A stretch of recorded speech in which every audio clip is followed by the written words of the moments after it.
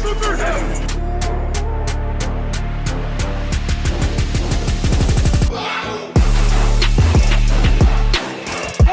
catch. Oh, he's got it!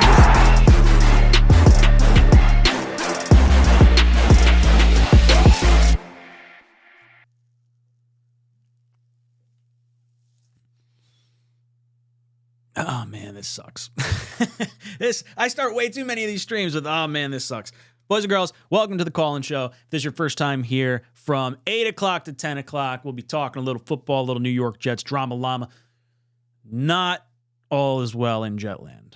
So I want to hear from you guys. I'll give you guys a little bit of my thoughts right now. I'll talk to the chat until about 8:30. We're going to open up the phone lines at 8:30. We're going to do a 2-minute timer tonight because I have a feeling a lot of you guys are going to want to talk, air out your grievances. We can talk about the draft. We can talk about everything going on with Zach Wilson. We can talk about Robert Saleh. Should he be fired? Should Joe Douglas be fired? What should be going on with the New York Jets? What are your thoughts on all the comments from today? But after 2 minutes... That's it. You're out of here. That's right. You get the chicken. So remember, keep it brief. And I'll try to let you guys talk, so I'm not like talking over you.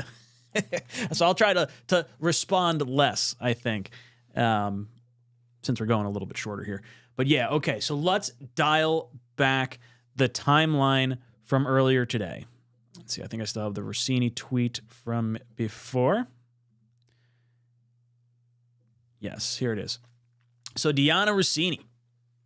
Timeline of events we are reporting. Zach Wilson made clear to multiple members of the organization, players, staff, coaches, of his apprehension to start due to perceived injury risk. Per sources, the conversations with Rodgers came as a result of Wilson's shared sentiments with others. So that's where we stand heading into the Robert Saleh press conference. Or maybe this was just after the Robert Saleh press conference. Whatever it was, we saw the Robert Saleh press conference. It had to be after because I think I listened to the Robert Saleh stuff at like 4 o'clock or so. But I have the Robert Saleh press conference here. We'll take a look at that, see what he had to say. He was also on the K Show after that. Had some other comments that I saw people like kind of twisting, and I got my wires crossed on it. I thought they said something different after reading a few tweets. Turns out it's not as crazy as that other person would have made you believe. But we'll listen to it all the same. I want to talk about potential draft stock, what we're talking about. Jets currently own the number 6 pick. Man. Season spiraling, losing to the Falcons. Are we even going to discuss the Falcons? Is it even worth discussing this fucking team and this game? What we saw out of Trevor Siemian and Tim Boyle. Shame on everyone, myself included, who wanted to see Zach benched. Robert Saleh was clearly playing the best quarterback when he had Zach Wilson out on the field. Clearly playing the best quarterback. And look, I don't really blame Zach for feeling the way he's probably feeling right now. Like, I believe there's a lot of truth being said here. If you have Zach Wilson, who's been pulled from the game, made the scapegoat, and then you started Tim Boyle over him. And then you're like, oh no, we got to go to Trevor Siemian, and they both suck. And now you put your tail between your legs to go back to him? I don't blame Zach Wilson for feeling the way he's feeling. That said, dude, Saleh asked you to play. Your ass better get out on the field.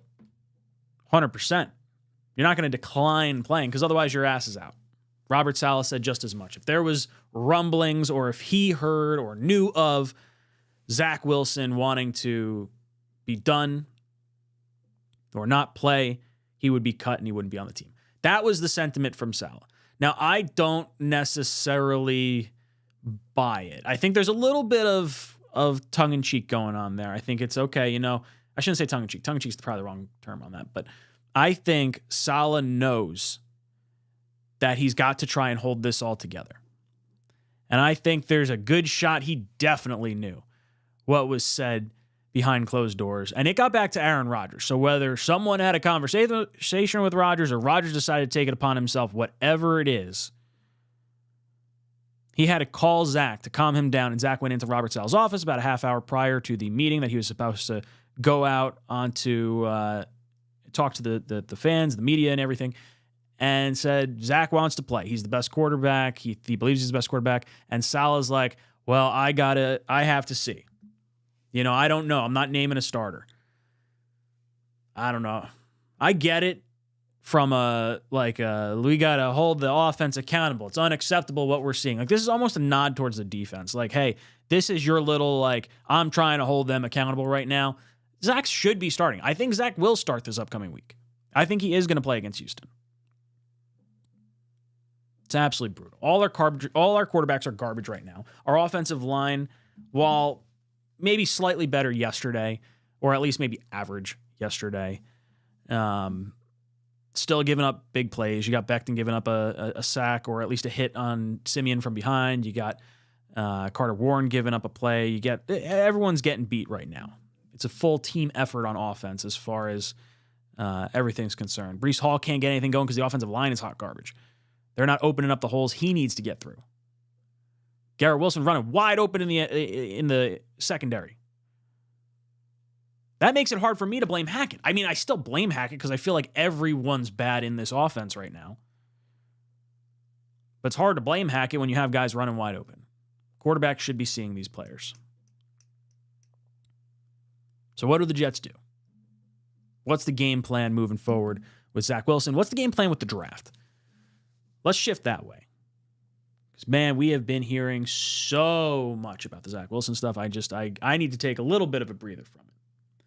So let's talk a little bit about the draft before we go into some of the Saleh press conference, and then we'll hop back over to your comments. So currently, the Jets are sitting in the 6th spot. This is because, so technically the Jets were behind the Giants, but that was because of strength of schedule. So if you look at that column all the way on the right, you'll see the Giants are at 0.517, and the Jets played a weaker strength of schedule, meaning they have the worst team, or the worst team of the two, because we have a 0.512 schedule. Now, that changed because the Jets played the Chiefs and lost, and then the Chiefs lost to Green Bay last night. So that actually helps Green Bay's pick in the second round by beating the Chiefs, because it lowers our strength of schedule because the Chiefs have an extra loss. And the Jets benefit from it because we leapfrog the Giants. Now, the big games that are going to be coming up, if you're watching the Tankathon rankings and you're trying to figure out what you want to see the New York Jets do, you got to look at that Jets-Washington game and the Jets-New England game. Those are going to be absolutely critical for our draft pick. Now, I very much want us to end up with a top 5 pick. I really do. I don't think the wins are going to do much for us right now. If that means people are canned and people are gone, you know what? Maybe they should. Maybe they should be. I don't think the Jets are going to lose out. I think we'll probably win a game. I could see, with C.J. Stroud being banged around. I don't know how serious his injury was yesterday. But Tank Dell's out for the season now. I could see the Jets coming in with just fire and brimstone. Like Zach just having one of those games, kind of like he had against Kansas City. He's just going to go off. And maybe the offense finally finds some kind of spark, but it's too late in the season. We're just going to hurt our draft stock anyway. That feels like the most Jets way this is going to go down. But as far as what are the players in this particular draft, currently right now, the mock draft from Tankathon has Caleb Williams going 1, Drake May going 2 to the Patriots, Marvin Harrison Jr. going 3 to the Cardinals, Olu Fashanu and Joe Alt, the 2 offensive tackles, going right in front of the Jets at 4 and 5, and then the Jets drafting a tight end, Brock Bowers, at number 6. I'll be honest, I don't love the Brock Bowers pick right now. I reserve the right to change my opinion based on watching more tape on him, but tight end in the first round is scary. The reason you make this pick is because you believe he is the most pro-ready of all the weapons that are currently up at the top of this board. And you believe that he can be the red zone target that the Jets so desperately need. I do not. Tight end scares me. Tight end in the first round scares me. There's so much better value than tight end, but if you're going to get the quote-unquote generational prospect, and I see Tigo in the chat, you're wrong.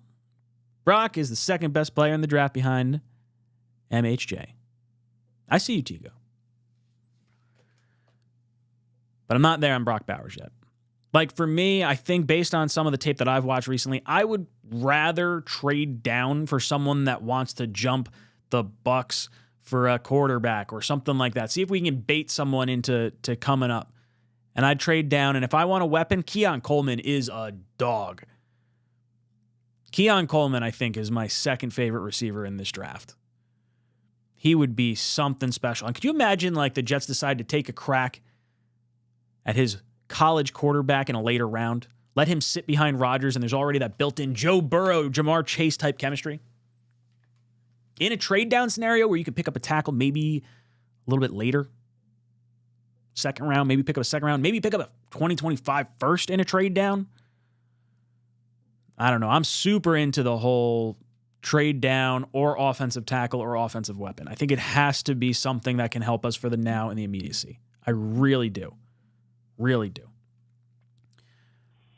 All right, let's answer a few questions that you guys have. I see Brian Scantleberry in the chat says, look at Denver with and without Hackett. This is on him. I completely agree. I think you made a Hall of Fame caliber quarterback in Russell Wilson look like complete and utter dog shit last year, and he is balling out this year under Sean Payton. Sean Payton was right, and that sucks.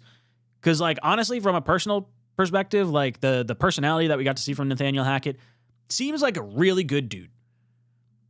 Just can't call plays. Doesn't feel like it. Or at least our quarterbacks can't be smart enough to figure out where to throw the ball on the plays that are called.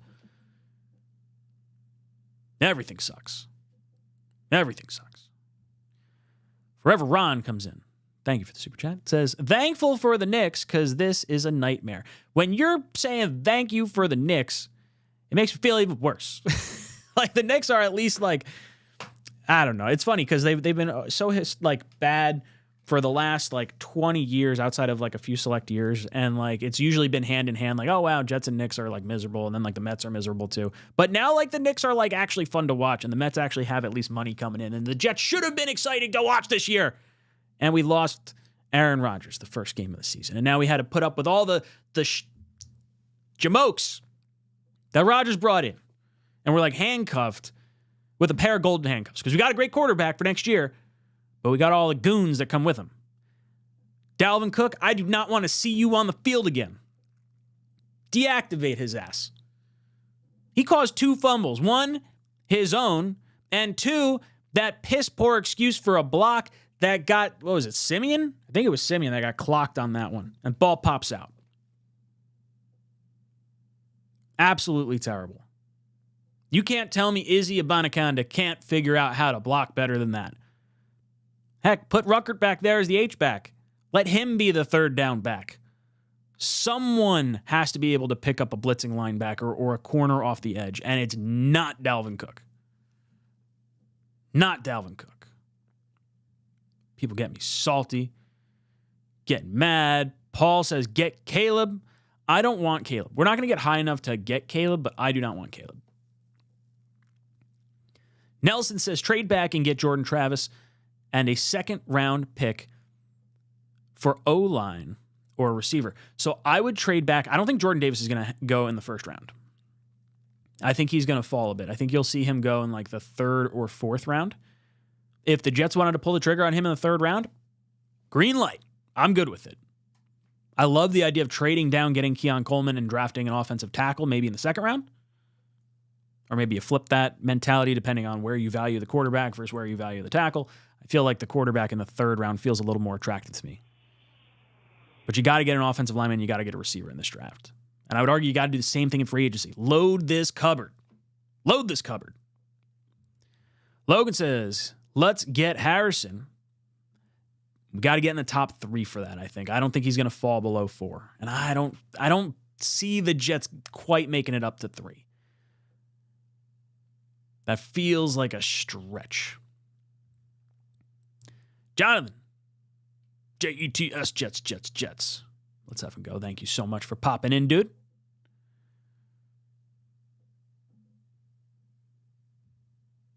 The dude says, Malik, Coleman, Neighbors, or Joe Alt need to be a Jet.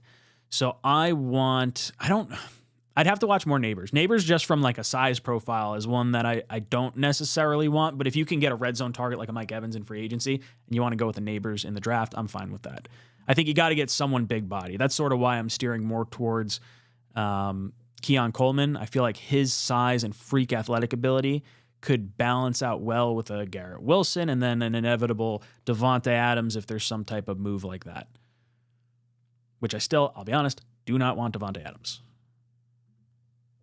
Seems like it's a foregone conclusion, but I do not really want him. Ato says, no one was arguing that Hackett is a good coach. It was that Peyton broke the code. Yeah, no, he aired out the dirty laundry, and he's our guy. Look, Hackett's our guy. I didn't get to see him other than training camp and preseason. I'm going to have our guys back, 100%. Nathaniel Hackett, got your back when other people attack you. But, now that I've seen the product of your work, leaves a little bit to be desired. Brian Miros says, Hackett is Adam Gase. Both had Hall of Fame quarterbacks. Recommend them. Yes, they are. We got screwed by 2 Hall of Fame quarterbacks. Cafe, by the way, thank you so much for the super chat. Drops a 10 spot. Much appreciated. I have been a Jets fan for 30 plus years, and this is one of the best defenses we've ever had. Aside from the offensive woes, the defense is amazing to watch regardless they're balling. Yo, I give this defense so much credit for not packing it in. That's why I'm not on the fire Salah bandwagon yet. I think that defense is really playing for him, and I think Salah's comments today were trying to have the back of the defense, because you heard CJ Mosley come out and say, yo, we know it's the offense. Like, we understand what's going on. The offense understands it's the offense. Like, this is why you're losing games. You're not scoring any points. You don't hold a team to 13 points in the NFL and come away with 6 points on offense.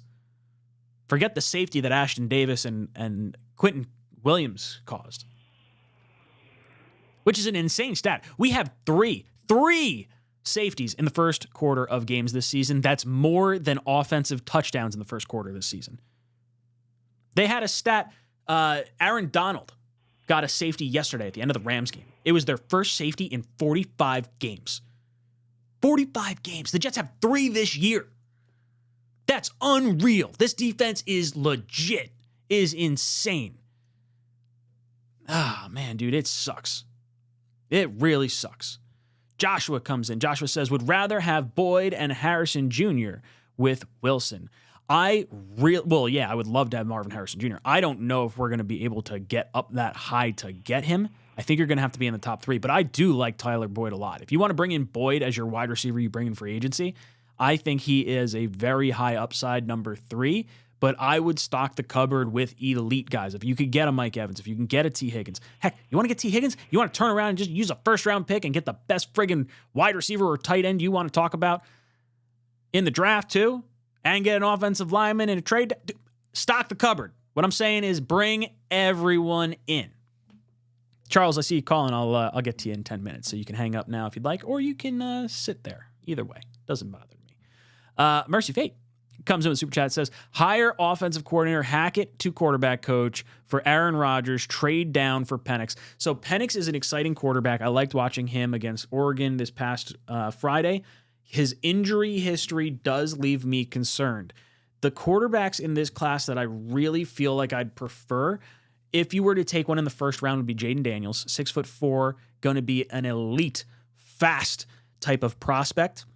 I do think he's going to have to add weight. That's a lightweight for that frame at that level. I feel like you got to get a little more weight. But if he's sitting behind Rodgers for 2 years, you're going to have time to do that. But that's going to have to be a first-round pick. I feel like you'd have to trade down, or, I mean, honestly, if he continues to rise up draft boards, he could wind up going right around the Jets draft pick. I don't know. For me, when I look at quarterback, I would prefer a 3rd round or 4th round quarterback. Someone with high upside is where I'm kind of looking to sit behind a veteran backup and to sit behind Aaron Rodgers. I don't want to see this rookie play for 2 years. Would love to see this kid sit for a long time. I don't know how you hire an offensive coordinator and move Hackett to quarterback coach without that being a massive slap in the face. Feels like it's not happening. Pedro, thank you so much for the super chat, says 22 shows plenty of open wide receivers. It's the quarterback room. With Rodgers, we would be 8-4. Get Cook out of here. Izzy time. Completely agree on Cook. Got to have Izzy out there. And I agree. We saw so many wide receivers, or at least we saw Garrett Wilson running wide open. Now, my question is it on the quarterback for not looking at him first, or is it on the offensive coordinator for not targeting Garrett Wilson as the guy? Like, we got to see Boyle go off of Garrett Wilson because he didn't think he had the proper leverage, or at least that's what we were told. by Boyle. And he wound up, throwing it over the middle to, I believe it was Conklin on that particular play. But you're seeing multiple plays where Garrett Wilson is getting open, and Aaron Rodgers is going to hit him. He understands that Garrett Wilson is going to get open. And for the life of me, I don't understand why anytime you see one-on-one with Garrett Wilson, you're just not throwing it up. Throw it up. What's the worst thing that happens? We get a better draft pick? Let it rip. Blitz Crew comes in, says, need to hire offensive-minded assistant head coach. I would love to bring in like a Frank Reich. Like, yo, this guy is the quarterback guru. He got wronged in Carolina because he was, he wanted Stroud and the ownership wanted Bryce Young. So we're going to go on and we're going to bring him in. He's going to, help everyone out, and he's going to decide the quarterback of the future. Zach's done. We're going to move off of him. That's what I'd like to see. I don't know if he'd do that because he's going to get paid as a head coach for the next bunch of years because the Panthers stink. And their coaching is fully guaranteed. Jonathan Gomez celebrated his first super chat. Thank you, Jonathan. That really means a lot. 20 spot says, isn't it pretty sad that every time the offense comes in, you just want them off the field and want the defense back? Reminds me how it's like to have an offensive touchdown. I forgot. Remind me what it's like. So, dude, I'm right there with you. When I sit there and I watch the defense coming out, like, dude, we're going to watch some football. We're going to watch these dudes, like, just snarl and bark and light people up, go blitzing after the quarterback, like, just attack the other team. I love watching the defense. Love watching the defense. But I want to love watching the offense. And, man, every year the offense just gets worse and worse. Every year. And I don't know how to fix it. Like, we've tried quarterbacks. We've tried switching offensive coordinators. Like, I don't know. I want Aaron Rodgers to work next year. I just want to load up on talent. I want this year to be over. It hurts. It sucks. I'm done. I'm done. Just tapped out. Quest X comes in with a 20 spot. Thank you, dude. Greatly appreciated.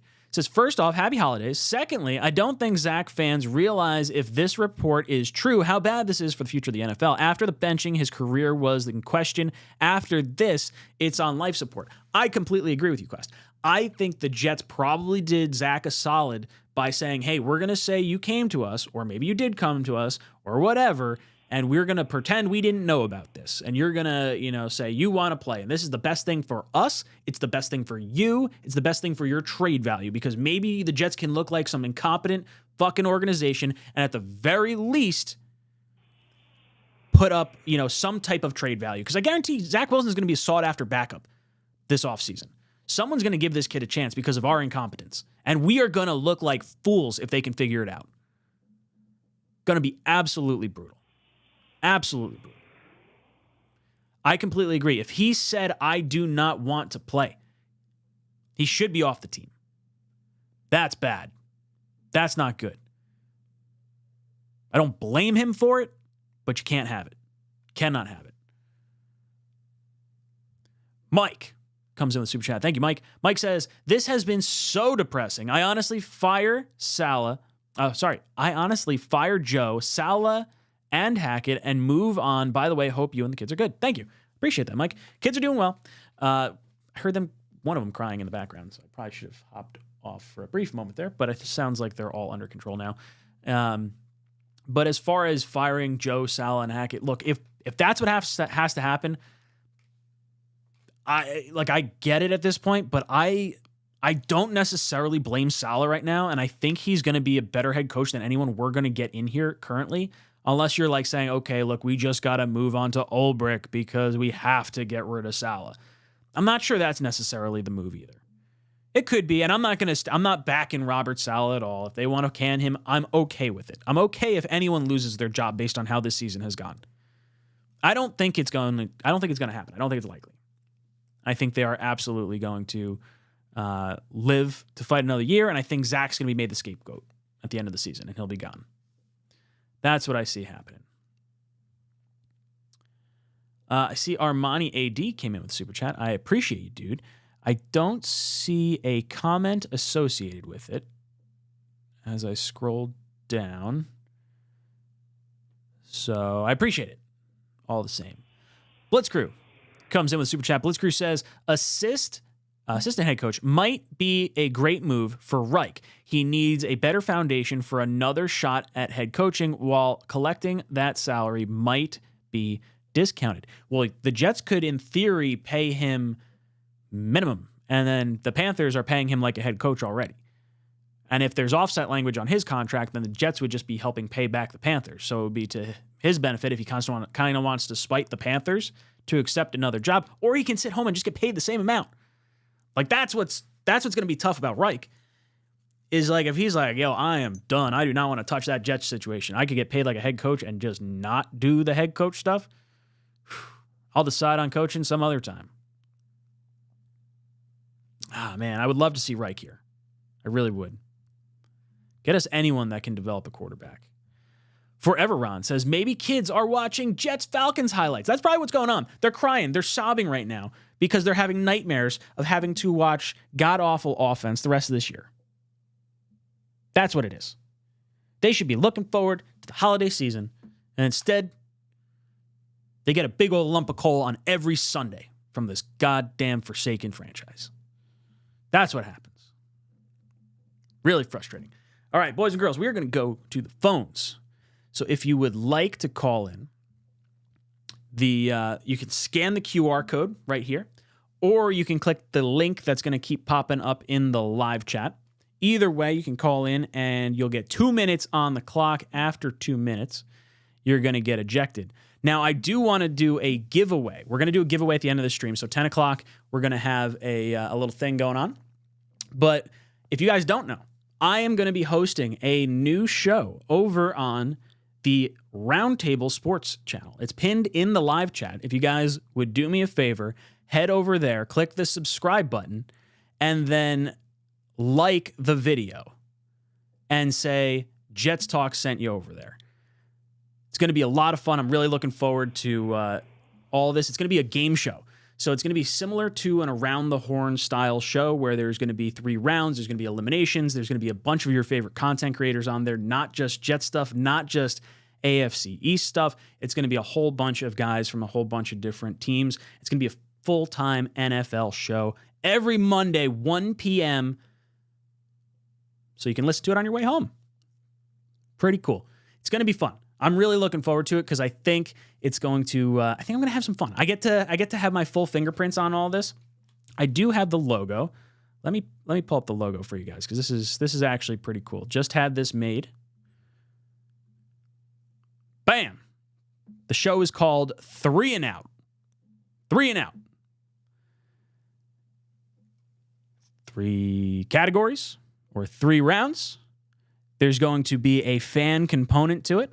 You're going to be able to vote on who you'd like to save in each round. So if you want to get crazy, what's going to happen is the Jets are going, or not the Jets, us, the fans, what's going to happen is I'm going to eliminate someone each round, but it's going to be random. And if you guys vote in the live chat during this show, you get to save someone from elimination.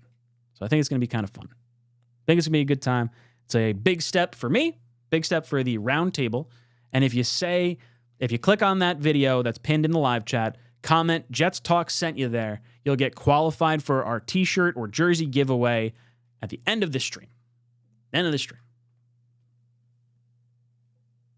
So please head over and do that. That would be a great deal if you help support that endeavor.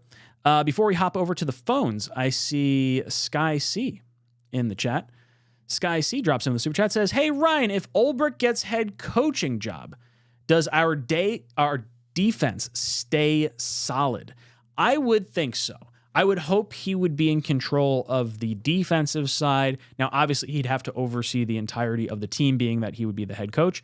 But I think I would love to bring in an offensive-minded tandem with him. Is there someone that he has worked with that would be able to, take over the offense? I really don't want to see Nathaniel Hackett, but it sounds like Hackett's probably not going anywhere with Aaron Rodgers here. So you're probably looking at, if Saleh is gone, Ulbrich as head coach and Hackett as offensive coordinator, Saleh as Ulbrich as the defensive play caller. Maybe they, bump up. I don't know. I'm just spent. I'm so mad. I'm so frustrated. David D says, how long is the game show? So the game show is going to be about 45 minutes. I think it's going to be about 45 minutes. It's going to be 45 minutes to an hour is what I should say. And should be well structured. Going to keep it pretty good. Have 5 minutes to vote in between rounds. We'll go through super chats, comment questions, unfreeze people during that time. But I get to I'm going to bench people. I haven't told Richie that, but I'm really excited. Going to be fun. It's going to be a good time. So if you guys want to head over there, pin comment in the chat, hit that like button, and subscribe to the channel. Tell them that Jets Talk sent you, and goes a long way. Thank you so much. Think you got the question wrong. Are you saying? Let's see, Sky C. Hey, Ryan. What if Ulbrich gets a head coaching job? Does D stay solid? I think it does. I think they like Ulbrich. If that's the question you're talking about, I think I answered it. All right, let's hop over to the phones. Charles is going to be our first guest, and we've got Lima Bean and Lassell coming up.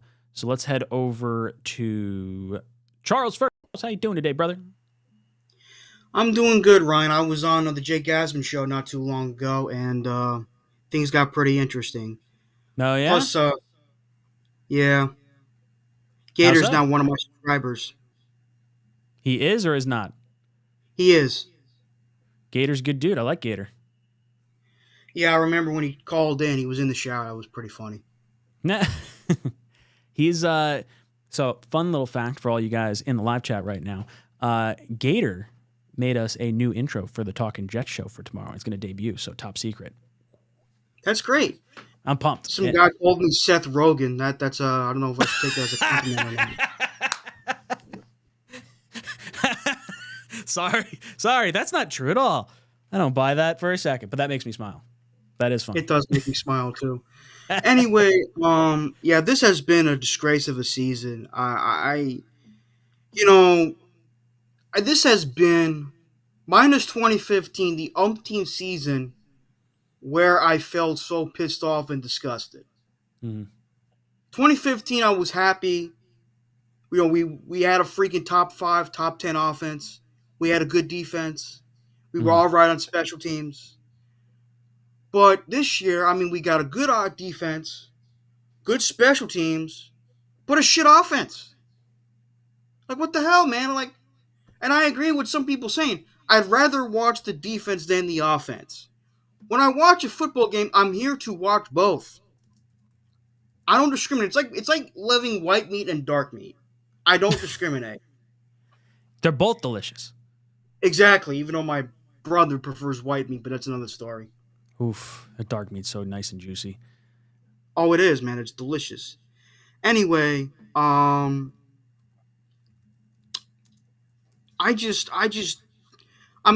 when Rodgers went down, it hurt like hell, but I don't sense a lot of urgency. I don't sense a lot of competence. I don't sense a lot of intelligence. All I'm seeing are a bunch of idiots run around.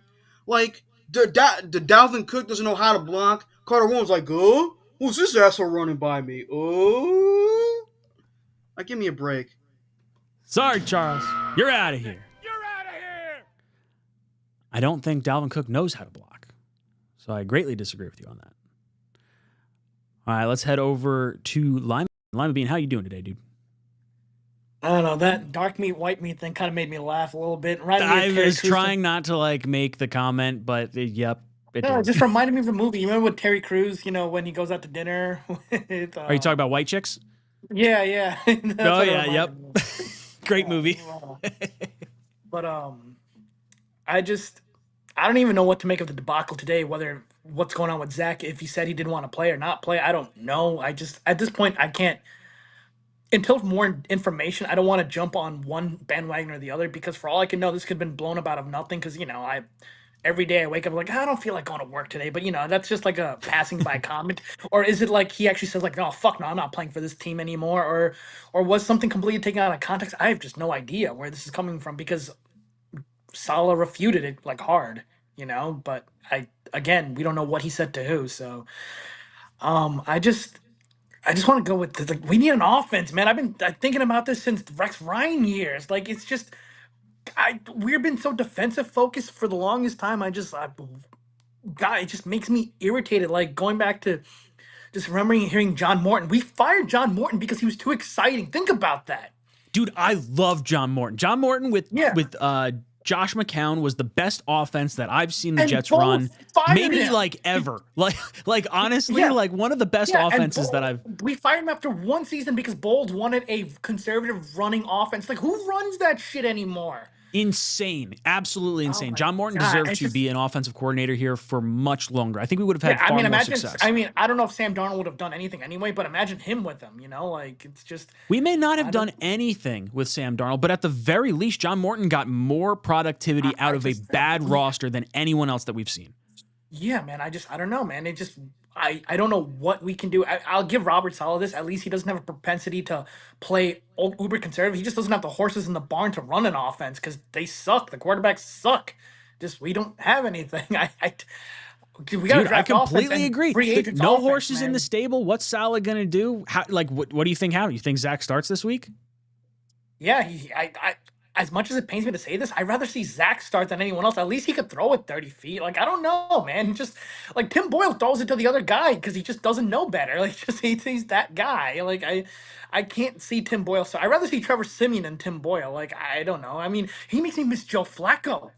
Like, just Joe Flacco makes me miss Joe Flacco. I'm seeing Joe Flacco over in the Browns. I'm like, man, I and wish we had this dude. we couldn't Mama wait Bear, to you've been ejected from the cockpit.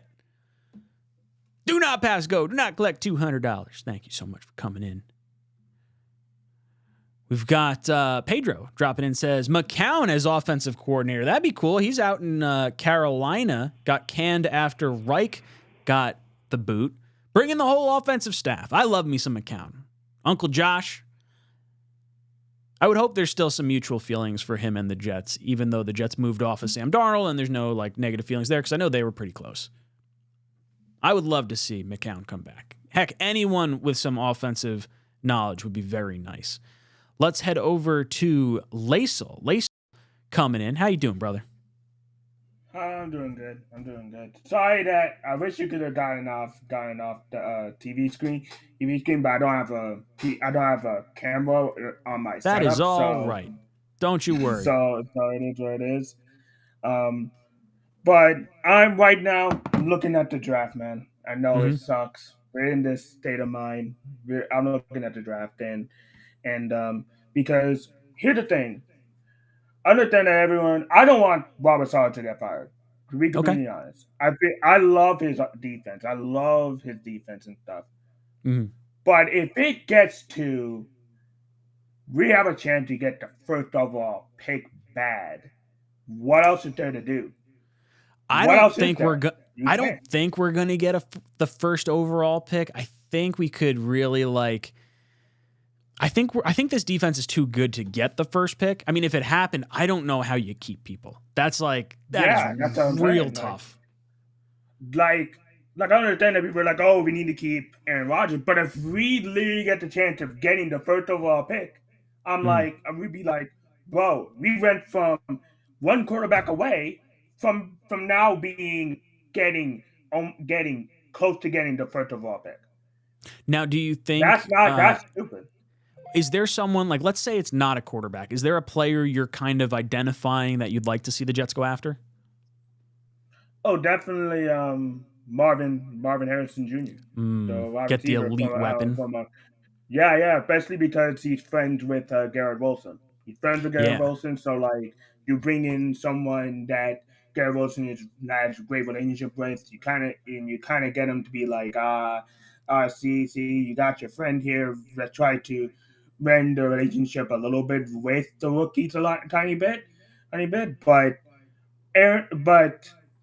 I would rather us get a quarterback in the first round. But if no matter where we get it, I feel like a lot of the quarterbacks in this draft class are really top notch and shit. Like all they need is just need a decent offensive coordinator that is not Hackett. Hazel, I love you, brother. You've been ejected from the cockpit. Always good to have you on there. Boys and girls, if you want to help support the channel. I'll be hosting a new show over on Roundtable Sports. It's pinned in the live chat. There's a link to their most recent video. They're trying to get the watch time up. If you want to click on that video, hit the little mute button, let the video run. That'll help us get to the monetization status. We're trying to get up over 1,000 subscribers on that channel, but it's going to be really cool. It's going to be a new show called 3 and Out. It'll be a similar to a Around the Horn, First Take-ish type show where we're going to get a bunch of different content creators on. All you have to do is click on the link in the pinned comment, subscribe to the channel. It's going to take you over to their one video that's over there. Like I said, just let it run. But if you could leave a comment on that channel that says Jets Talk sent you, then I will select someone at the end of this show, and they're going to spin the wheel. We're going to spin the wheel. Someone's going to win a shirt or a hat or a pillow or a jersey. Someone's going to win something at the end of this. So I very much appreciate all the support if you want to head over that way. Let's continue on with your calls. We've got our buddy Connor joining the show. Connor has been a favorite as of recently. This kid, Connor, I don't know how old you are. You're going to have to tell me when you come on, but wise beyond his years. Wise beyond his years. Connor, welcome back to the show. Thank you, man. Just watching that game yesterday, I was just trying to find something positive to look at. I was like, Carter Warren, all right. Nope, 2 false starts. Second week in a row, 2 false starts. Dalvin Cook, oh, God, he's playing great. Fumble, and caused the second fumble because he can't block. I mean, looking at the draft, honestly, if we're not in a position to get the 2 tackles or Marvin Harrison, trade back for a couple second-round picks. I like Zinter out of Michigan, possibly Zinter and Nix or Zinter and McCarthy. So you're thinking quarterback in the draft? That's your go-to? Mm-hmm. We need a quarterback. Man, I like even like to forego the tackle, or you just like you would take one of the top 2 tackles or the top wide receiver, but then you would trade down after that, and you wouldn't go with any of the other tackles. If Fashanu or Alter on the board, take them. If not, trade back. I mean, with what happened with Zach today, I don't even know what to believe. Reports saying that he doesn't want to play, and then Saleh coming back and saying, "Oh, he wants the ball." I don't even know what to believe. Dude, it's unreal the amount of drama that's unfolded. I mean, I'm literally, for you guys that didn't see my video, my short that I posted, I got out of Godzilla and I was like, oh man, the Jet world's on fire right now. Zach Wilson doesn't want to play for us. And I hopped in the car, and like probably a half hour later is when Sal's press conference went live, and there's just been nonstop drama like ever since like probably 1 o'clock or 1:30 rolled around. So what do you think? You think Zach starts this week, or you think it's going to be someone else? Honestly, I want Simeon this week. I want to see what he can do after 1 full week of practice, knowing he's the starter. See how he does, but I think we definitely see Zach at some point this season, in my opinion. I completely agree, Connor. I think we are going to see Zach. I think it's entirely possible that it happens this week. I'm in between. I think I've seen enough of Simeon where I feel like, man, that was really tough to watch. But at the same time, I could understand if they wanted to give him the week to at least prepare and, get one shot at the starting quarterback gig. Connor, I see some people in the chat. They're asking, how's your arm? You think you could hop out there? Anyone over Zach Wilson at this point. Or Tim Boyle. Oh, Connor! You've been ejected from the cockpit. Connor knows his stuff. Pedro comes in. Pedro says, what do I do with my Zach Wilson jersey? I don't know. Donate it. Tis the season.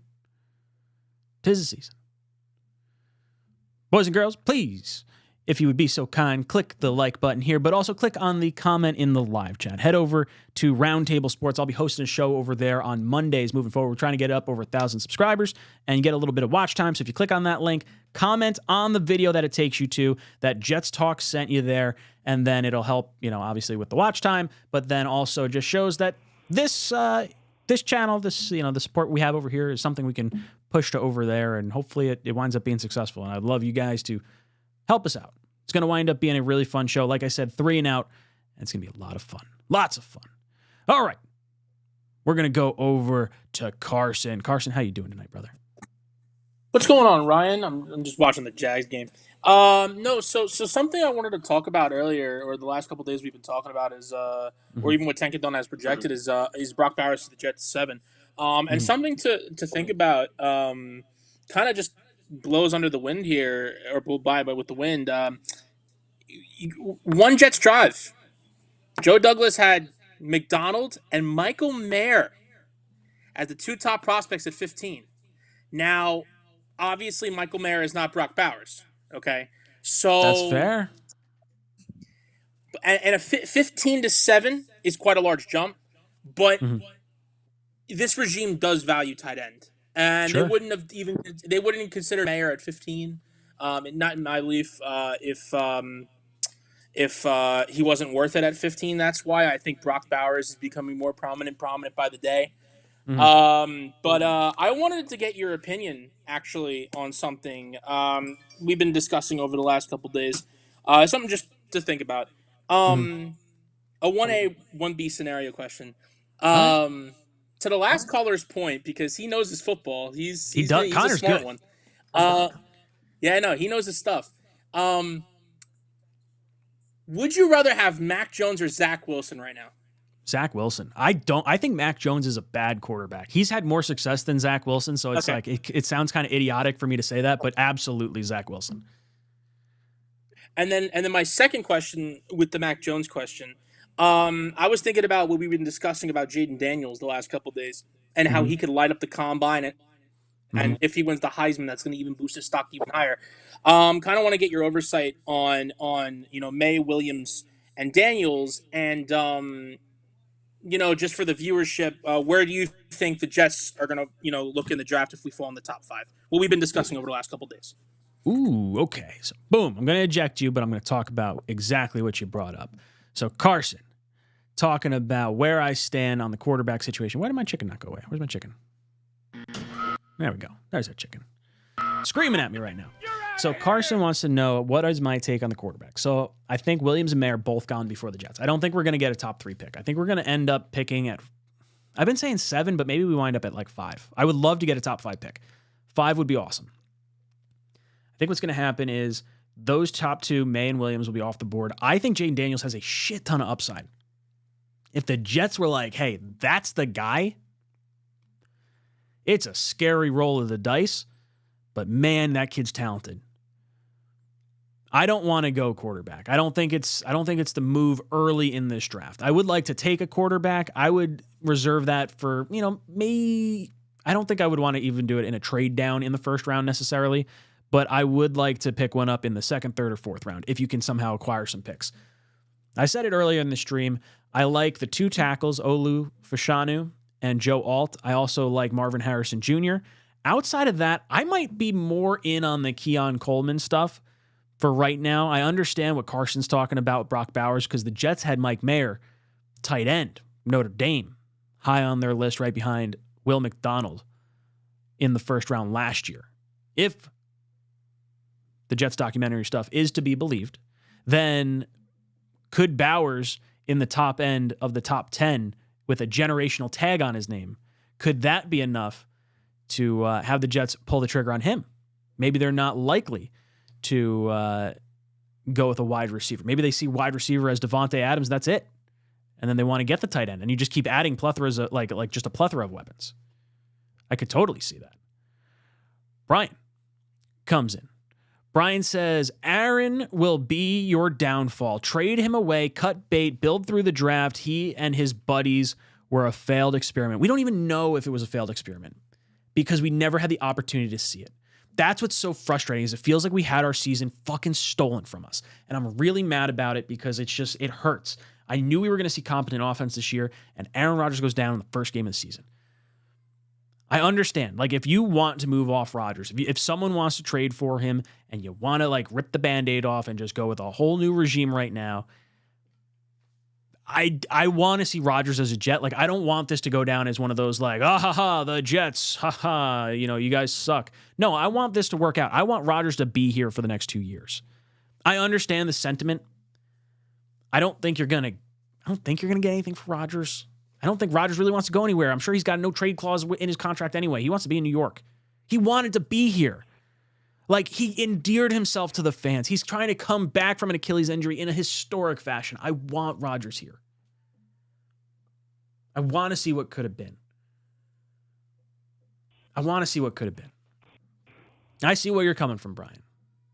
I just disagree. Awesome LA says, I would rather trade back and get Jaden Daniels from LSU in the second round. I don't think Jaden Daniels is going to be there that late. I think he is going to sneak into the top 10. I think he's definitely getting into the top 10. I think with the Heisman ceremony, I think he can definitely win it. And I think once they have him at the combine, I think his stock is going to skyrocket. When people start looking at him a little more, I think people are really going to like him. If you can trade down and get him, cool. On board, I guess. But like, I think you definitely are going to have to take him in the top 10. And I would be more the route of like, let's go wide receiver, let's go offensive lineman. Tigo and Carson going to beat me over the head until I say yes to Brock Bowers. Carson made the most compelling point. Tigo, I see you in the chat. I see you in the waiting line of the videos. I think Carson made a very good point about Michael Mayer from last year. All right, let's go over to Zach. Zach, how you doing tonight? Hey, how we doing? Second week I made it here. Here's the point. I think good point, viewers. But here's what I gotta think. I'm thinking that they Rogers got hurt, right? So Wilson had to come in. Well, he's doing bad, so they benched him third string. Now, they're like, we need you because we're gonna be better. I think privately there was discussions, but somehow someone got a hold of some type of report or heard it through the rumor mill. You know what I mean? That's what I do think happened. Legit. Oh, I for sure think this is. I think it is as far factual. as the draft. Yeah, I agree. Because that messes not only you gotta realize he's human too.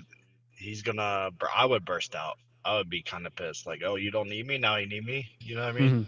Sure. Yeah. No, I totally get where Zach could be feeling this way, but at the same time, like you've got to not have that come out. Like you cannot say I'm not gonna play. And I think that's why Rodgers went and talked to him. My thing is like, what if like it got to Saleh and Saleh went out to Rodgers and was like, yo, dude, you gotta like talk to him because like this is bad. And like if I come out and I say something, I don't know if that's the case. Maybe that wasn't the case. Maybe we just like, I don't know. It sucks. It all sucks. I would say if that's the case, then he don't need a. Yeah, you gotta be a head coach. You gotta be a leader. You can't tell a player to tell another player to get their stuff right. As far as the draft, I'm thinking if we're top 5 pick, if we have to get Joel Alt or Olu. Otherwise, I mean, you seen it last year. The rumors came out we were interested in Jameer, and that was out of nowhere. So I think a generational player like Brock Bowers is going to be in play because I thought a pretty good read on Joe Douglas's draft mindset. But that last year with Will McDonald, the Jameer rumor, I don't know. I think Brock Bowers is heavily – don't underestimate it. Oh, man. I'm excited to see where this all goes. Dude, Zach, thank you so much for the call. You have been ejected from the cockpit. There goes the chicken. It's screaming across the screen. My computer's hating me right now because I got too many windows open.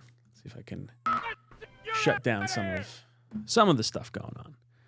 Got windows on windows. Photoshop being open is probably not helping my my streaming capacity. All right. Let's head over to Tigo. Tigo, how you doing, dude? Just hanging out. I got a few things. What do you make of this whole situation? Of course, right? Like, of course this happened to the Jets. Look, let's be real. If I was Zach, I'd be in the same boat. I would not play for the rest of the year if I was Zach. I would force this team to cut me, and it can't get like the only thing that can happen if he comes back is it theoretically gets worse for him. Because if the team continues to fail or whatever like that, he's not going to make himself look any better. He can only make himself look worse. And I think you're absolutely right. There is going to be a team that is going to give him a shot to be a backup quarterback or something somewhere. So I think we have a higher likelihood of him like getting cut than seeing him back on the field, which is sad that it got to this point. I hope I'm wrong. But So you like, think they it's you think they crazy just that I make the got there. move, just rip the Band-Aid off? Hey, sorry, he's cut. It is what it is. I just don't want to see him. I'd rather deactivate him this year and cut him in the offseason than like cut him, watch him go to another team and like, have any kind of success with like the Bengals or the Browns or anything stupid like that. That's what like that weird tiny fear there. Like at least get me to the offseason where I Yeah. can watch Aaron Rodgers next season and not Zach Wilson right now have some type of success with another team. That would drive me bonkers. See, I'm not worried about that. I'm not worried about that because I don't think Zach is going to immediately go anywhere and have some success like that immediately. And that's the reality of it. But I think the one real quick thing that I wanted to say before we got sidetracked was about Hackett. I think a lot of people are going out there and blaming Hackett. Oh, he's this horrible OC. He's this horrible OC. And I'm not sitting here trying to convince anybody that he's the best OC on the planet. He's not. But one thing I think I can absolutely say is that he's probably league average, and he was promised a Hall of Fame quarterback, an offensive line that was finally going to stay healthy, a running back room full of studs, because he was supposed to get Breece Hall, Cook at the height of his powers, Michael Carter, Israel Abanikanda, a wide receiver room that was supposed to consist of Garrett Wilson, OBJ, Corey Davis, and then Alan Lazard and McCole Hardman and Randall Cobb. And what did he actually get? Zach Wilson, an O-line that couldn't stay healthy. The worst wide receiver room I have ever seen for the New York Jets beyond Garrett Wilson. It's so bad that we have 3 undrafted free agents right now at the top of our wide receiver room. It's absolutely insane. Cook is cooked. Breece is obviously like not 100% from his injury, but that was to be expected. We cut Michael Carter because this offensive line couldn't stay healthy, and we were like, let's see if you can go have some success anywhere. Izzy can't make the field. And on top of all of that, the guys are running open. Go watch back the Falcons game. Garrett Wilson and most of the time Tyler Conklin were wide open. And Dude. Tim Boyle, Zach Wilson, and Trevor Siemian can't hit the wide side of a barn. He can't make the throws for the guys. I'm not trying to sit here and say that he's the best OC on the planet. But you tell me Aaron Rodgers with Nathaniel Hackett, this year we don't have a 9-win team? Dude, I agree. I think if you have competent quarterback play, I think even behind this offensive line, we should have seen more success. Like Aaron Rodgers is hitting Tyler Conklin. Aaron Rodgers is hitting Garrett Wilson. This offense is scoring points with Nathaniel Hackett as the offensive coordinator. Now, when I see 1st and 10 incompletion, and I know sure as shit a second down run up the gut is coming, that gets me pissed off. I do think yesterday there were a few times with the flea flicker. I think there was an end around to Gibson at one point.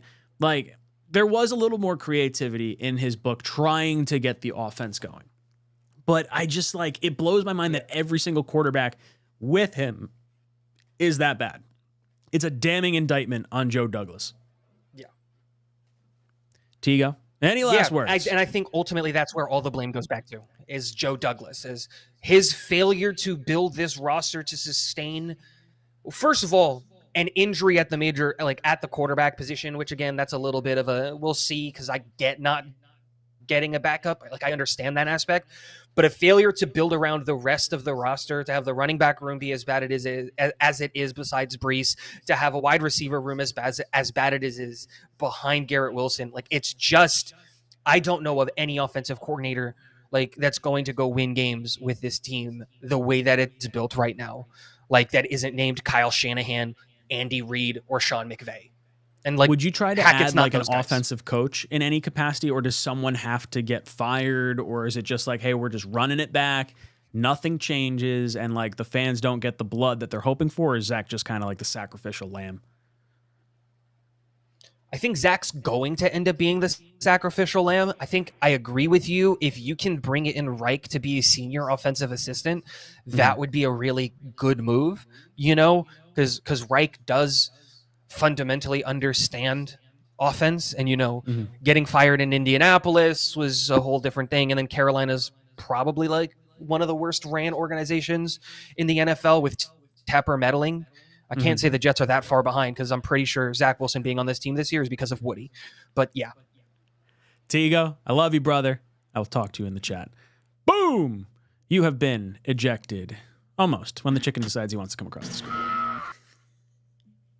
Oh, geez, I got too many programs running. This is what happens when I don't set stuff up the right way. That's all right. Boys and girls, if you're just tuning in, You can click there's a link that's going through the comment section. Nightbot is posting it to click into the call-in show. I've got Mike the Barber, then I got Mike, Fabian, I got Tyronius, Leroy, Honest Abe, and then Jeremy calling in. So we're going to go through these guys 2 minutes at a time, and then I'm going to eject your ass. I want to get your thoughts and make sure you have your comments ready. But if you want to help support the channel, I'm doing a new show over at the Roundtable Sports channel. We just launched it. I'm going to be starting this Monday at 1 o'clock. It's going to be an Around the Horn style show called 3 and Out. Really pumped. Just got the artwork back from Fiverr today. Going to get the final stuff in for approvals, but it's going to be a viewer-centric show where you guys vote on who to save round in and round out. And it's going to be a lot of fun. I think it's going to be a lot of fun. So if you want to get a shot at a jersey or a shirt or a hat or a mug, all you have to do is head over to the pinned comment in the live chat. If you click on that, subscribe to the channel, it's going to take you to one video that's over there. They're just trying to get the watch time up. We're trying to get up over that threshold for monetization, and then we have to get over that 1,000 subscriber threshold as well. But if you would do me the favor of going over, click and subscribe on that channel, and then just leaving a comment that says Jets Talk sent you. I see a bunch of people. Looks like the video's got about 25 comments right now. If you head over there and say Jets Talk sent me, someone tonight is going to win someone. Someone is going to win something tonight from the spin wheel. So I'm looking forward to that. Let's get over to Mike the Barber. Mike, how you doing today, dude? Hey guys, I was thinking Marvin Harrison Jr. is probably the best guy in the draft overall, but we obviously need a tackle. Where do you really want to go if we kind of get in between both of them? Marvin Harrison Jr. or the tackle? I think it depends how you go with free agency. I think free agency is going to be such a massive part of this. If you can get someone like I'm afraid they're going to do Becton to right tackle, Bakhtiari to left tackle, and we're going to have this shit show of unhealthy tackles nonstop. I want like a Jonah Williams at right tackle. If you want to say Bakhtiari is going to be the right tackle, and you want to go, he's going to be the left tackle, either him or Becton, and you want to say you're going to draft someone a little bit later, I'm all right with that too, to some degree. But I think Marvin Harrison Jr. or one of the top two tackles, it has to be an immediate impact player. I think that's more what I want. Like, go after the big-bodied wide receiver in Mike Evans or T. Higgins, and then maybe go after a third-round wide receiver. If you're going after someone maybe of a lower caliber talent in wide receiver and free agency, go after the wide receiver in the beginning part of the draft. Marvin Harrison Jr., I think, would be my pick over the tackle right now, because I think we need the weapons more so than we need the offensive line. Like, I think the offensive line is more of a health issue primarily. And I think a lot of the play will be better with Rodgers here. But I still would take the tackle too. Either one. I don't think we'll be in position to get Marvin Harrison. That's more what I'm saying. Right. In free agency, we have a lot of money. There's a lot of pending free agency. We could just get rid of a bunch of junk guys, even like Laken Tomlinson. That just makes a bunch of money. Spend a lot of money on receiver, draft the tackle. Mm-hmm. I like that. I think that makes a ton of sense. Do you think we see Zach at all again this year? I don't. I hope that we could re-sign him on a cheap deal. He's going to try to go to San Fran and ask him for a job. Maybe if they don't, maybe if he can, he might be back. We'll see. It'd be interesting if they if he hung around a little bit and we already owe him the money, and Roger, maybe he comes back in and he looks decent, but something happens, and I don't know. I get a hard feeling that I don't think he wants to play for this regime anymore. I think he's just kind of tapped out. But who knows? Maybe Rodgers can bring it all back around, and Daddy Aaron helps us out. Dude, Mike the Barber, you've been ejected from the cockpit. Awesome LA, I see your chat. I apologize. I missed it there for a little bit. He says, I think this year's quarterback class is too great to ignore. We need to go quarterback in this year's draft. So this is a really good quarterback class. And someone was telling me next year's class isn't supposed to be that great. I guess it depends how many of these quarterbacks go back for next year and do come out next year. I know Sanders would be probably one of the top guys for next year's draft, but I'd have to look and see who else would be draft eligible next year. But either way, I do like the idea of taking a quarterback. I just don't love it in the first round.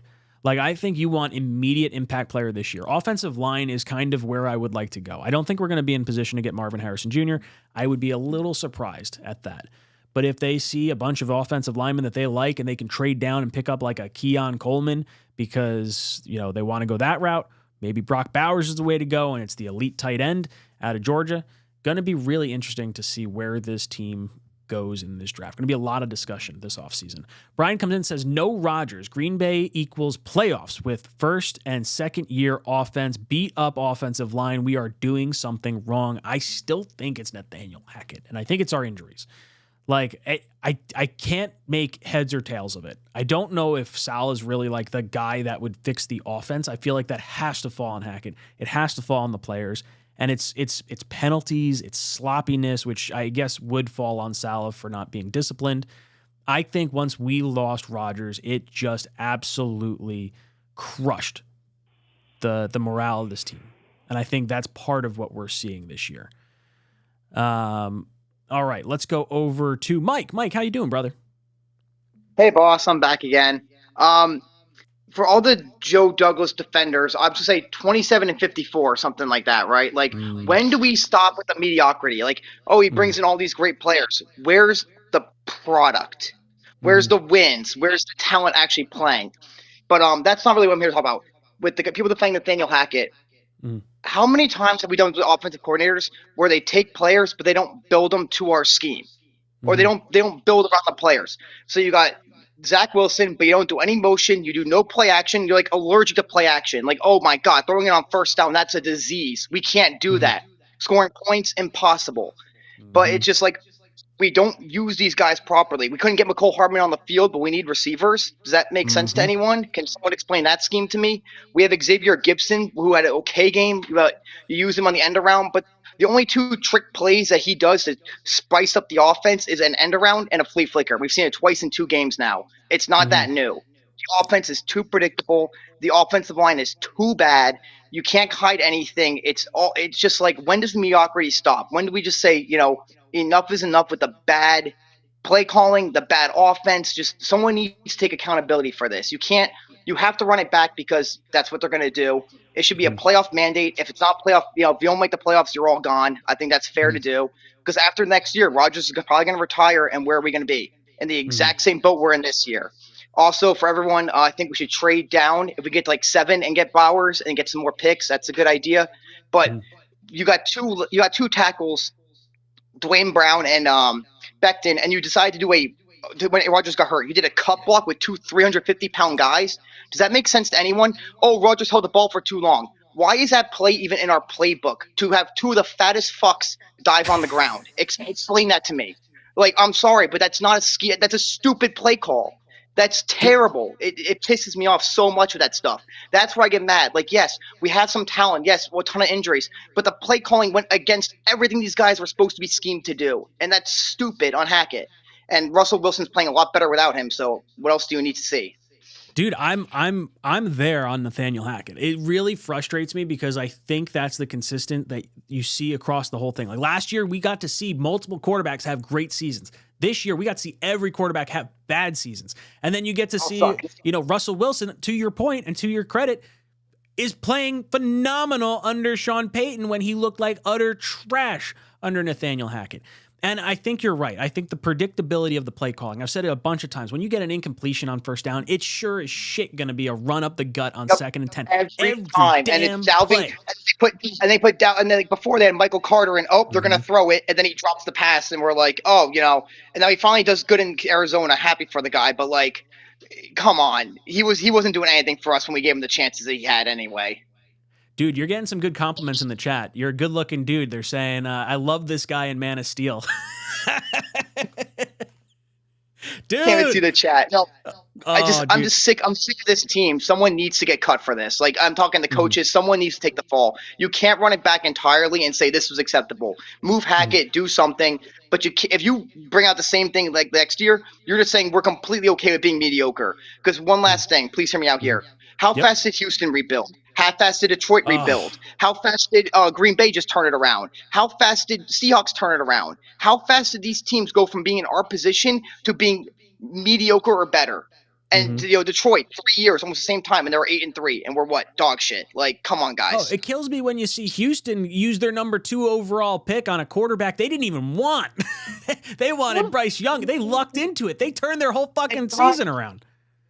That's the thing. The Jets have zero luck. Some teams get that luck. The Jets, like, they almost need some, like, an actual Jet fan in the office to be like, hey, guys, should we do this? And we'll be like, yeah, that's not going to work. You guys are stupid. Like, come on. Do you not know how this is going to play out? Like, I guarantee you any one of us have been like, hey, you guys get Rodgers, you're going to fuck us. Like, just be ready for that because he's going to get hurt. He knows it's coming.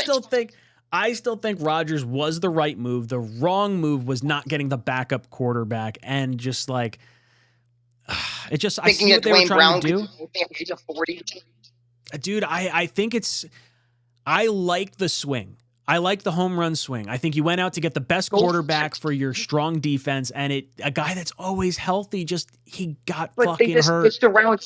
They just did it the wrong time. They dicked around too much because they couldn't get the guys in the offseason they wanted because they didn't get him in time. Yes, and by the time they got him, they had given up the picks were too like, and then the Will McDonald pick made no sense. But again, we're probably gonna lose Bryce Huff, so it's gonna make sense there. I know it sucks, but I don't think we're keeping Huff. It's too much money. Personally. Do you think I feel like we got to franchise tag him and trade him. You got to get at least some type of asset for him. Transitional tag his ass because you don't get a draft pick for him. Like so the difference between franchise tag is 17.3, transition tag is 14.3. I understand the rationale. If you want to keep Huff, you hit him with the transition tag and you try to match the offer. I would try. I think you're better off trying to sign Becton and then transitional tagging Huff because I think teams will go after Huff. I think some teams will try to overpay for a good defensive end more than they would pay for an injury-prone left tackle or right tackle, wherever you want to put him. So I think you can get them. I do agree with that. I think you negotiate with Becton. But I think my argument would be I'm going all in for a Super Bowl next year. Bryce Huff, in the event anyone of our edge rushers goes down, is an elite talent. And for $17.3 million this year, unless you're trading him, I would hold on to him for this year, and then I would probably tag and trade him next offseason. I wish we traded Carl Lawson, but that's a whole other story. He's going to be out of contract. He voids this year.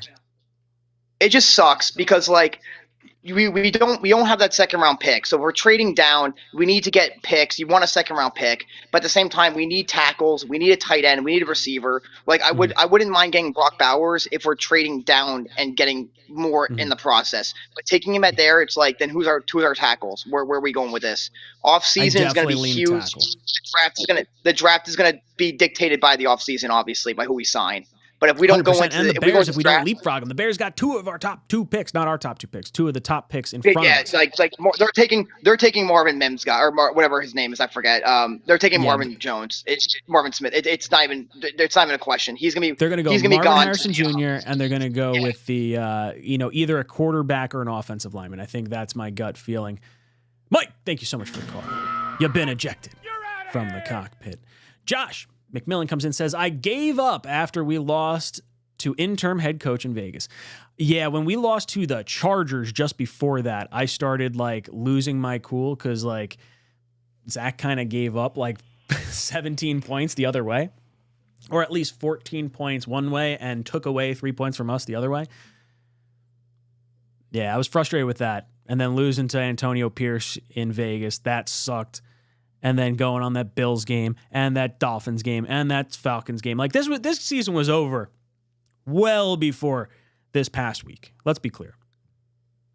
Brian comes in and says he's absolutely right talking about Mike on our last call. That was a really good call. I like Mike. We got a bunch more people calling in. Remember, guys, we're going to try and keep it to 2 minutes. And if you want to do me a favor, if you want to try and win a jersey, click the pinned comment in the live chat and head over and subscribe to Roundtable Sports to support the new show. All right, let's go over to Tyronius Leroy. Tyronius Leroy, how you doing tonight, brother? What up, sir? How you feeling? I'm hanging in there. I'm doing all right. Just not loving everything I'm hearing about this New York Jets team right now. Bro, it was done when Rodgers went down. I mean, let's call it what it is. We didn't have a backup, and there's a reason for that. I got a theory for you. Okay. So when Rodgers went down, we had the option of going out, and we had our pick of the litter. I mean, it was the first game, right? Mm-hmm. You go out, you get a quarterback, you go on a run, you win 7 games. We get to the end of the season, we're staring at what, 12-5? 12-5? What would have been your quarterback at the time? Because I understand teams not wanting to trade away a backup quarterback, but Carson Wentz was still out there. I feel like he would have at least done better. He's mobile, has been MVP caliber. But they didn't in want this, a controversy, though. I know. That's what sucks. And I feel like Rodgers just hamstringing us from I'm going to come back this year prevented the quarterback signing or the quarterback trade that could have happened. I don't think this is entirely on Joe Douglas. I think there is some degree of Rodgers blame here too. Yeah, because again, if we would have went on a run, made it to the playoffs, then people would have been like, why would we bring back Rodgers when we got this quarterback that's led us here? Sure. You know what I mean? They knew Zach Wilson wasn't going to be able to do it. Obviously not Boyle. So that's why they went out and made. Do you think they decided to tank at that point? Were they like, okay, screw it, let's just... But then that's just Douglas throwing fucking Saleh to the wolves. I mean, if he knows their positions are safe, why wouldn't he? Oh, dude, that sucks. Yeah, if Woody went out and said all right, everyone's safe. Everyone's safe for Woody Johnson. And then automatically stupid stuff happens. Yeah, because then it would have been, well, what's the point in having Rodgers here? Mm-hmm. What's the point of having him next year? Is that your conspiracy, or do you have something different for me? No, I mean that's pretty much it. For I mean, it wouldn't have. We'd have been bitching about that then. Oh yeah, dude. I mean, we're Jet fans. We're gonna find something to bitch about, whether you like it or not. We're gonna be winning. Well, we're not winning good enough. We'll figure out some way to do it better. Every time. We'll figure. All right, Leroy, thank you so much. That is Leroy Jenkins getting ejected out of here. A little throwback reference for all you World of Warcraft people out there. I've got Honest Abe, then Jeremy, then Mutt Files, then Fabian. I got Joe on the line too. All right, let's head over to Honest Abe. Honest Abe, how you doing tonight, dude? Ryan, what up, though? I'm from out here in Detroit, where the Detroit Lions have been rebuilding. As some said, they turned it around right away. Don't ask my Lions fans about that. They've been rebuilding since about 40 years. I was going to say, you guys have been terrible with us. I don't know how you've rebuilt and still haven't won a playoff game, but I don't even want to go there. Yes. I want to talk about Zach Wilson for a minute. Okay. My biggest issue is not even the on-field stuff. We all agree. On-field, he's not there. Mm-hmm. And that happens. It sucks. We miss on draft picks. It happens throughout the league. It's acceptable to me because it happens all the time. All throughout the league, people miss. Teams miss. It happens to us more than others. At least that's what it seems like. But I'm okay with it. That's life. That's the way it goes. But the crap that he's been pulling off the field is the bigger issue I have. The statement he made, whether he was bullied into that statement in the New England game last year by Connor Hughes, whether he was bullied into it or not, you can't make that statement.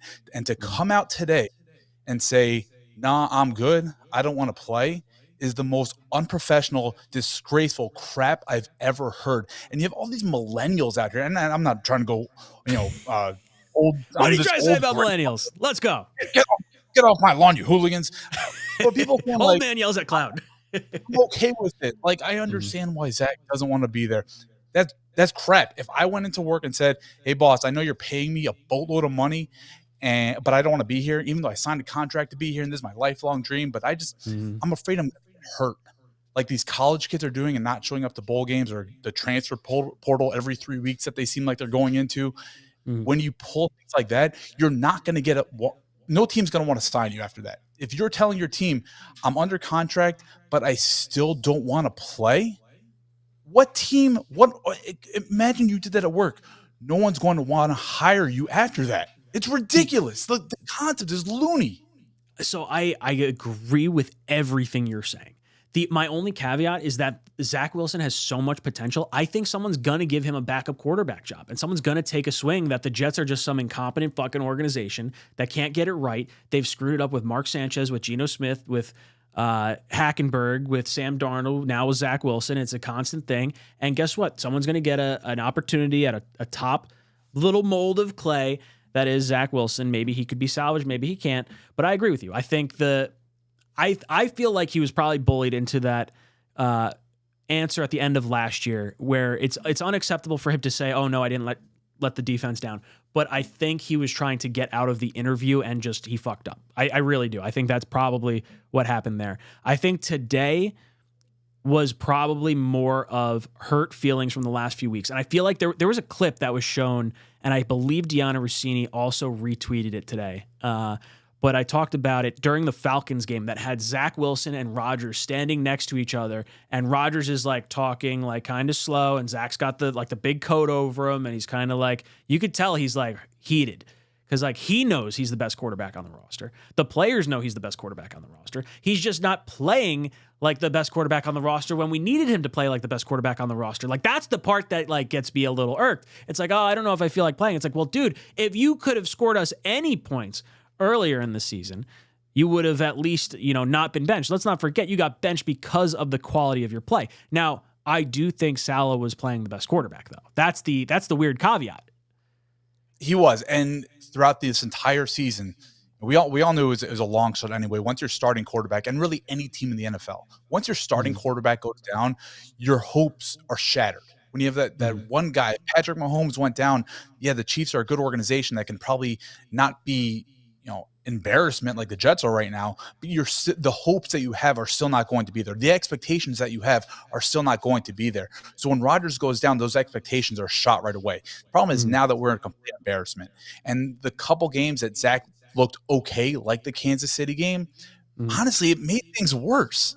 It really did. It's because we stuck with them longer. We stuck with him longer. That's honestly what happened. And then you wind up making a bunch of excuses. So I actually agree with that too. He had his best game of the season after we had his ass on the hot seat when we brought in Trevor Siemian. That's why I wanted Trevor Siemian to be bumped up to quarterback too. Maybe that would have put a little pressure on Zach during the Chargers game to play a little bit better because he played his best game when he was under pressure. He plays his best football when there's 2 minutes left in the game and he's got his back against the wall. For whatever reason, the kid just thrives under pressure. But like, why not simulate that? You're putting Tim Boyle, and then now, as we know, Trevor Siemian sucks as well. You got two guys that aren't really any threat to take the backup quarterback job from him, and he's just able to kind of stink it up. Because after the Chargers game, but let's go from the Chiefs game. So you have the good game against the Chiefs. You have a good game from the defense where Zach gets us a win towards the end of the game because Breece Hall's allowed to run in. Then you had the Bronco game just before that where the Jets put up, I believe it was 32 points or something along those lines. You have the Giant game in the rain. So it's like the Denver game you're thinking, okay, we got to run it. Yeah. So there's like all these excuses after the Chiefs game for why Zach isn't looking great, but we're kind of dancing around it over and over again. And then the Chiefs game or the Chargers game comes around. He gives up 14 points the other way. He gets sacked that takes us out of field goal range. It's a 17-point swing in a 26-6 game or whatever it was. Like that's a large difference there. And that doesn't even include if we don't wind up fumbling from Garrett Wilson and some of the other hiccups that we wound up having. But then we just stuck with him for a long time, but it's frustrating because do you blame the OC? Do you blame the quarterback?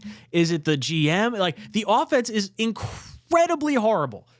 And I can't I can't put the entire blame on Zach, but I don't know. I hate everything. There's a lot of blame to go around, obviously, and I know I'm in the minority when it comes to it's all Joe Douglas's fault. I know a lot of people are saying, why didn't we go get a backup quarterback immediately? Teddy Bridgewater, Jacoby Brissett, those are names that are thrown out there. Those guys weren't traded. When Rodgers went down, again, I'm not in the New York market. I'm listening to other national markets that are out there on a daily basis. No team wanted to trade their backup quarterback because they saw what happened to the Jets, and they didn't want to have to be in that position. If Jared Goff goes down with the Lions didn't want to turn to a Tim Boyle type. They wanted to have a reliable piece there. Now, if you want to make that argument for before the season, why didn't we have somebody in place? I can hear that argument, but it's not the already 4, 5, 6 weeks in. Why aren't we getting somebody? Is Carson Wentz going to be the guy? I doubt it. The guy hasn't played ball in 3-4 years. So I don't think 4 that would teams be in the 4 case. years isn't a great recipe for success. No, it's not. And Zach Wilson's about to turn into Josh Rosen. Bless his soul. Oh, honest Abe, why are you being so honest with me? You're out of here! You've been ejected from the cockpit. All right, I got Jeremy, then I got Muttwild, then I got Fabian. I'm going to try and keep it on track a little bit better. Boys and girls, if you want to help support the stream, click the pinned comment in the live chat. Get yourself an opportunity to win a jersey or a shirt. You can help support the channel by going over to Roundtable Sports. I'm going to be hosting a new show on Mondays over there at 1 o'clock. It's going to be an Around the Horn style show called 3 and Out. Click on the pinned comment. Leave a comment on the video over there. We're trying to get the subscribers count up so that we get it monetized. And we're also trying to get enough watch time. And if you leave a comment that says Jets Talk sent you, I'm going to pick someone at the end of the show to win a jersey or a hat or a shirt or something. We'll do the spinning wheel. Looking forward to it. All right, we got Jeremy joining the show. Jeremy, how you doing tonight, brother? Hey, what's up, man? Glad to have you back. How you doing, man? You know I be calling in on the show and stuff, but Dude, what I always say, man. I just want to be positive, and I can't be positive even for one day. You know what? I had a great experience. I had a fantastic time at Godzilla. Blew my mind. Was a great friggin' movie today. And I get out of the movie theater, and the first damn thing I see on my phone, Zach Wilson doesn't want to play quarterback for the Jets anymore. And I'm like, I can't even have one happiness. What's going on? But you know what? I've been hearing a lot of chitter chatter talking about, the Jets this, the season was over when Aaron Rodgers got hurt, and this and that and that. But y'all forget one thing though. Mm-hmm. Y'all forget one thing. You want me to tell y'all? What's that? All you Jets fans that's all bitching and whining. Guess who beat the motherfucker that was in the Super Bowl last year? Only team that beat them was Jets. That's all I gotta say. That's all my 2 minutes gotta be about. Who beat them? Who beat them? The defense. We had Who beat four them? turnovers. I think we had 4 turnovers in the Eagles game. It doesn't matter. Who beat them? Yes, I get We it. beat them. Damn it. We beat them. The Jets. We beat the them. team. The team of the Jets beat them. And you know what? The But defense the that our season over, defense though. came from beat the Eagles last night. So the Jets have a winning formula to beat the top teams in the league. Yeah, you're right. You're right. But still, though, it's gonna be. We just have to try again next year. It is what it is. Jeremy, you're getting It me is back. what it is. You're getting It me is back. what it is. But like, You've been ejected from the cockpit. My chicken is delayed. You're out of here! That's what happened. Let's go over to Mutt Files. How you doing, Mutt Files? How are we doing tonight? How are we doing, Dude, Ryan? I'm still struggling over this damn Jets shit. Yes, me and you both right now. The only thing I find crazy is that everyone was saying the Bengals season was done when Joe Burrow went down, right? Mm-hmm. I'm watching the game right now. I have it muted, so this way I don't play in the stream. Right now, he's 17 for 19 for $178. Why is it that Jay Browning, I don't know who this guy was till Joe Burrow got hurt. Why is it this guy can put up numbers, but our guys can't? I don't understand it. That can't be because of all Zach 3 Taylor, quarterbacks. offensive That has coach, to be right? scheme. It's absolutely. Zach Taylor's not agree. that bad though, but he came from what? Sean McVay? He did. He was a McVay. I want to say he was OC or quarterback coach or passing game. He was one of those quarterback guys. coach. That sounds right. Well, because But his no, other Taylor, that's Press, my whole it's thing, Press though. Taylor and Zach Taylor, who I don't remember which one was which. Something like that. But Yeah. that's my whole point though. Why is it that other teams use their backup quarterback like the Colts? Gardner Minshew, he's fine. He looks decent right now for the Colts. They might be in the damn playoffs right now. Yep. The Bengals like that. Why is it that teams with backup quarterbacks, even the Vikings when they traded for Josh Dobbs even with the Cardinals. Why is it that backup quarterbacks for other teams look pretty decent, but our 2, 3, 4, whoever you want to throw in there doesn't look good? That's my whole thing. So what do you That's want to get rid why- of Hackett?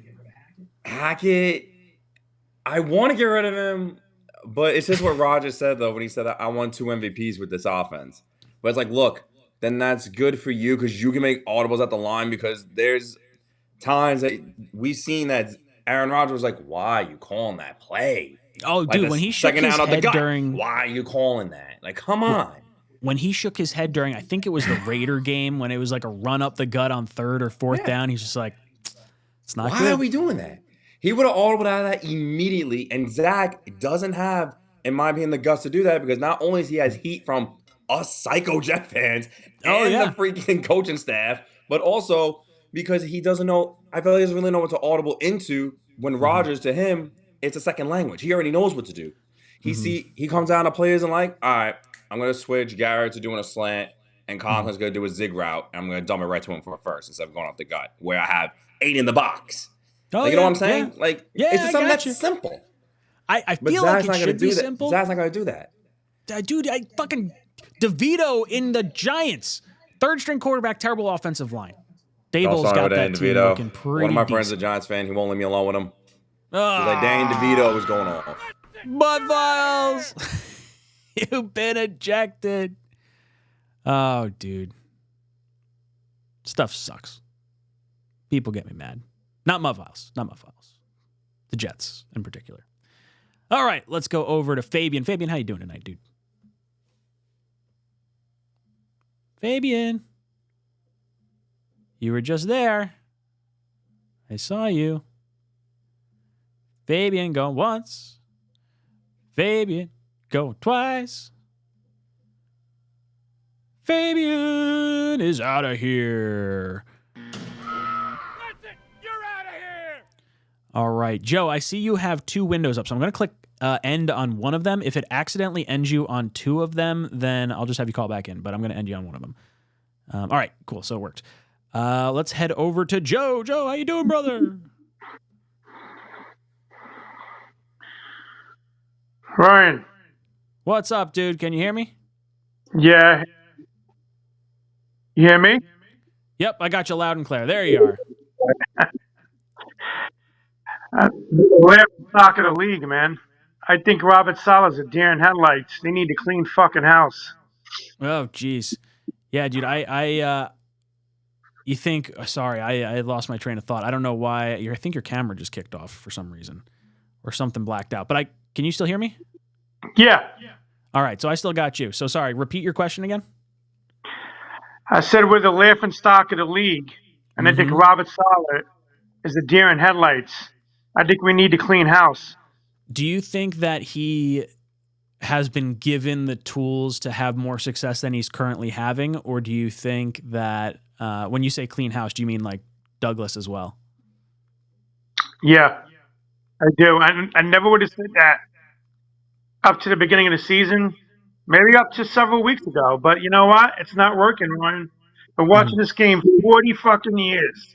I'm telling you, we're not going to win with this regime. Joe Douglas is the best out of the, from the administration to the coaching staff, but we're not going to win with this fucking team. And we're not going to win with this regime. Dude, if we go 6 straight losses this year and we have, or last year and we have like 10 straight losses this year, I don't know how someone doesn't get fired. That is completely unacceptable with the level of talent on this team, given it's like an any Sunday league. Listen, if you're a great coach, I'm not saying maybe you don't have the horses, but you're still going to make the team competitive. We don't even fucking eat. It's like they don't want to be there. The defense is still very good, but the offense. I'm sorry, man. I can articulate right now. I'm just very fucking stressed out. Every week I'm watching high school football. That's what I'm watching. Dude, high school football, at least they score points. Joe, thank you so much for the call. You've been ejected from the cockpit. Joe's not wrong. Joe's not wrong. Lima Bean, how you doing again? Just quick 3 points I forgot to mention, but you reminded me just listening to you. First thing is, you know how you mentioned about tanking and better draft picks. You want to be in the top 5. I do, yes. I don't think I can live by that anymore. We had one chance to tank and get it right. We didn't do that because of a punter, and a whole bunch of things. Like, I can't do that to this defense and Garrett Wilson and Sauce and these guys. I want them to win for like their own, like, I don't want them to be frustrated with the team, like I want them to like learn how to win. I completely agree. And I had a Giant fan buddy of mine that reached out to me today and was like, dude, I have given up on tanking as a Giant fan because I was devastated when we missed out on Chase Young. Turns out Chase Young doesn't get his 5th-year option exercise, winds up getting booted. And it may not mean anything in the end. You got to still pick the right guy. Yeah, like it's not just that. It's like every year there's these generational prospects. I remember Malik Willis, like we were gotten killed for not drafting Malik Willis, who went to the 3rd round and can't even throw a ball. Like, it's just there's all these guys, man. Honestly, fill the cupboards up. That's the first thing I would do. I'm not even thinking about a quarterback. Aaron Rodgers, next year quarterback, will cross that bridge when we pass it. The second thing I want to talk about, like no more Bakhtiari, man. We can't have injured guys. All right, he literally I agree. I completely agree. Listen, I'm absolutely horrified. It's going to be Becton and fucking Bakhtiari. It's going to be something stupid. It's gonna No, be he could dumb. be married to Aaron Rodgers. Like, if he wants a job, like, give him to him like being like a parking attendant. I don't care, but like, it's just like I'm hoping he doesn't necessarily want to come. no, like I shouldn't Aaron say I Rodgers don't can't want be him that here. stupid. He's like, I don't want this guy. I if he's feel not like gonna- you could. I feel like you could have either Bakhtiari or Becton. I think you could do one Neither. or the other. Neither. Well, I think if you're How about free I'm fine agency with in the neither. draft? I'm okay with neither. I didn't bring back Becton in my mock offseason. I didn't No, bring in Bakhtiari in my mock offseason. No, but injuries, man. We got our line decimated. Do you want to have more injury prone guys? Like, let's No, while give we're me at it, give me let's sign Jonah D. Williams, Milliner, who's been you healthy. know? Jonah Williams being healthy. Give me Joe Alt or Olu Fashanu at the let's top of the draft. Like that's yeah, what I let's want. let's do that and then build a pipeline with lower round draft picks and then get a wide receiver. Let's just do it that way. Like, no, I don't care. Bakhtiari's his friend. Like, he understands. Like, hey, listen, on your off time, go hang out with them. We won't care. If we want, we can put you in a commercial together. But like, I don't want him on the field. Like, it's asinine. We would literally be back where we started because of Aaron Rodgers wants like that. I don't think Aaron Rodgers really wants that, to be honest. He might be his best friend, but like, I don't think he wants a guy who will get him killed, because he's not playing. Like, he's smart. Like, I wouldn't hire my best friends for my job, like, and then we'd have that problem because then we wouldn't be friends. Like, it's just, Dude. you gotta. Lima Bean, you're preaching to the choir. I understand the frustration, my friend. I understand it.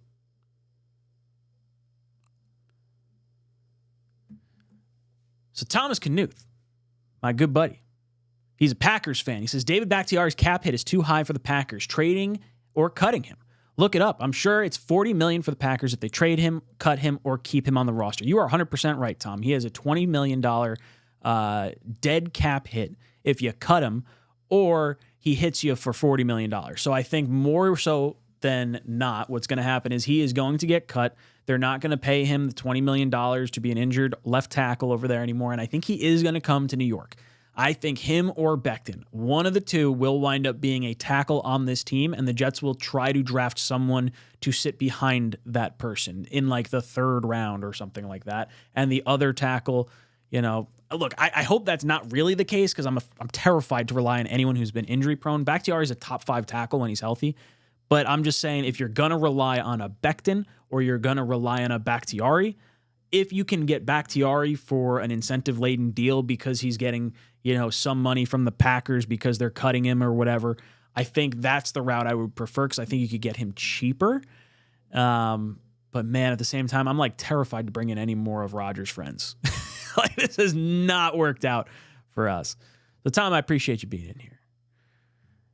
And I do see this as well. He says Matt LaFleur is the brains behind the Packers offense and got Hackett and Getsy. So I do agree that Hackett, we never got to see Hackett call plays for Aaron Rodgers. That was never a thing. You got to see Aaron Rodgers play his plays from Matt LaFleur, and he changed those plays. Now, maybe Rodgers can do the same thing regardless, but it is absolutely a terrifying thing to think that you might have to rely on Nathaniel Hackett calling halfway decent plays for Aaron Rodgers next year. Let's head over to Yeti. Yeti, how you doing tonight? Dude, man, I'm doing good. Everybody's so intelligent and like very high educated and everything with Jets. But man, I just want to call in and just kind of bullshit a little bit, man. Like, sure, let's go. Obviously we suck. It is what it is. It's a necessary evil right now, I guess, that we have to deal with. Everybody crying, about Hackett, Sella. Everybody, man, somebody chime in right now. Tell me Sella didn't do a good job. I mean, and Joe Douglas built an awesome fucking team. Sorry for cussing. I'm driving that's home. all right. But look, I don't think you're wrong. I mean, I think this team since Douglas Douglas and Sala have gotten here, it all just fell apart right in front of them. I think the loss sorry. of Rodgers was so absolutely critical. I think it was all just, hey, this is the only plan we got, and it's got to work for this year. And then we'll draft, some linemen, some offense, some wide receivers and weapons, and we have some money in free agency next year. And Rodgers took less money, and then, just poof, gone. Right. It was a beautiful scenario. It was set up like kismet. It was beautiful. We had an awesome stud that stepped in here and took less money, and it all still fell apart right in our eyes. It's what happened.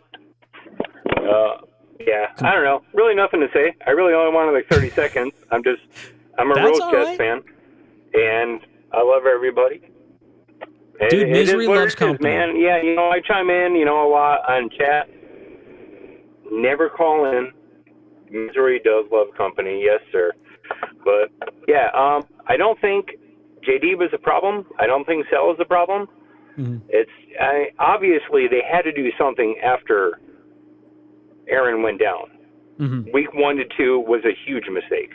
Something had to happen there. Other than that, man, I don't know. We got rotted out with Sella. Sella needs a good quarterback. It's not his fault that we just keep dumping him and slandering and breaking him down. He never had a chance. Like, he never really had a chance. It's brutal. It's because you wind up seeing some halfway decent quarterback play in the intermittent play that we saw from our backups last year. But even those guys are not like starters anywhere necessarily. I mean, I guess Flacco is a starter right now, but Mike White's a backup. You're not seeing Strevler on any friggin' team. Josh Johnson is a backup. Zach Wilson relegated to backup role. Like we've had a garbage quarterback room, and it's hard not to pin that on Joe Douglas. Yeti, thank you so much for the call. You've been ejected from the cockpit. All right, I got Bobby calling in, and then I've got Jack. I just want to hop over to Brian's super chat real quick. Brian says, explain to me how Green Bay is having a Cinderella season, takes down San Diego, Detroit, and Kansas City in 3 straight games, coaching or all rookies. How does it make any sense? So first and foremost, they have a quarterback that got to sit behind Rodgers for 3 years. I think that's something that should not be ignored. I think their offensive-minded head coach is a good offensive-minded head coach. I really do.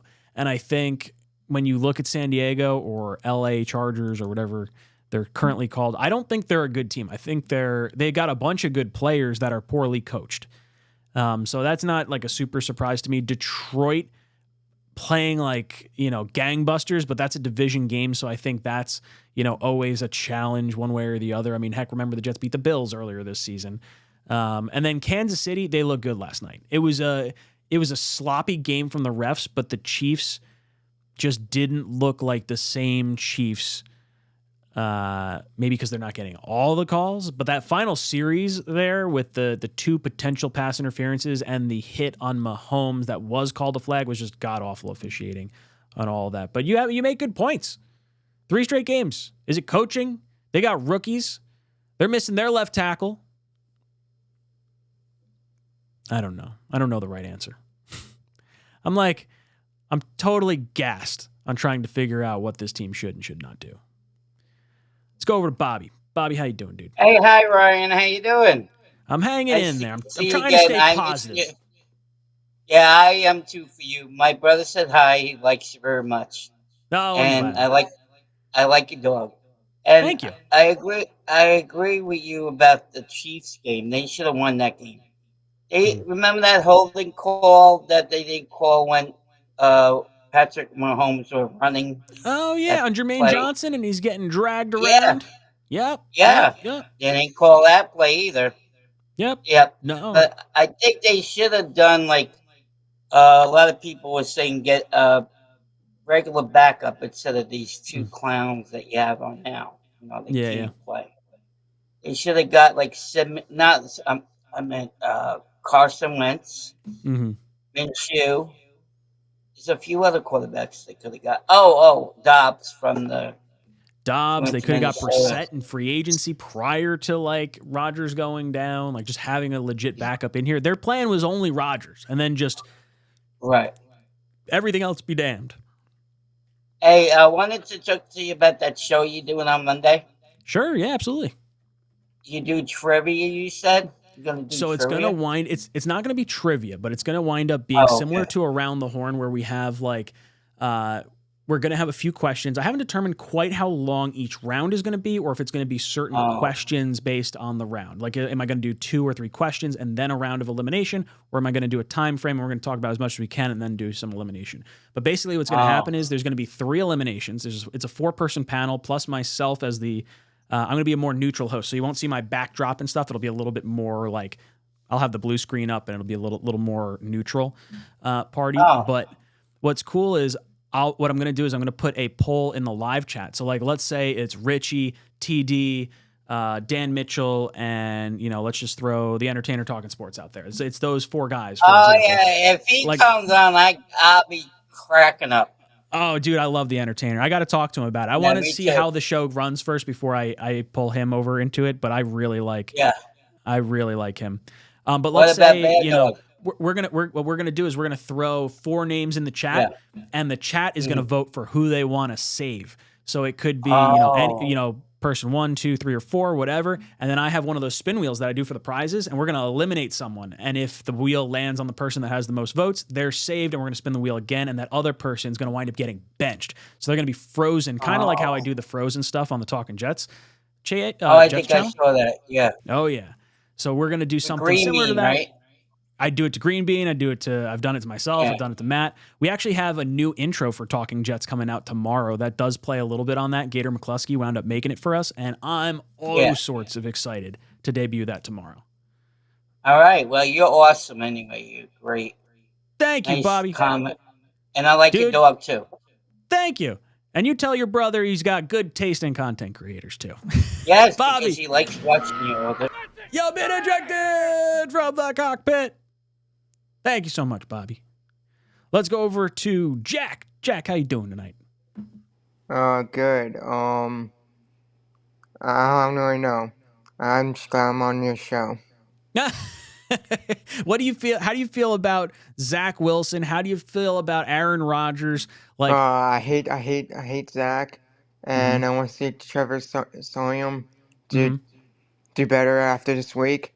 Also, I don't know if Rodgers will be back or not. Hopefully he is.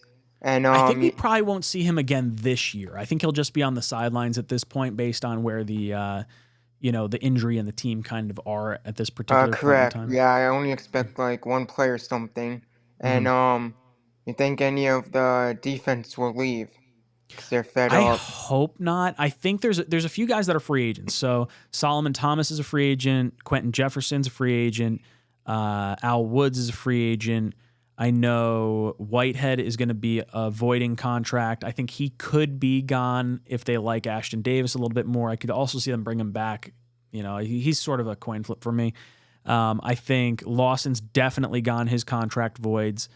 And I think that's pretty much it. Pretty much everyone else is coming back. Bryce Hall is going to be a free agent. I'm curious to see if they can retain him. I'd like to see him have a little bit of, I don't know, just some sort of strength in the depth department for a strong unit of ours. But yeah, so yeah. This just the Jets' luck. Dude, how do you feel about Zach, potentially saying he doesn't want to play? I mean, yeah, well, he's getting blamed for everything, and it just makes So you can him understand. look bad. Oh, also, just so you know, my first Jets game I went to ever was that Black Friday one. No, oh Jack, that's rough. I'm sorry you had to sit through that. You have been ejected from the cockpit. All right, let's head over to Isaac. Isaac, how you doing tonight? Good, man. How are you? Trying to hang in there. I'm losing my damn mind with every passing moment with this damn team. I know. Well, I was just kind of thinking about it today, with bird's eye view. And then there was a few kind of interesting stories that broke today. I don't know if you've talked about it. Not so much even the Zach Wilson stuff, but with Robert Saleh.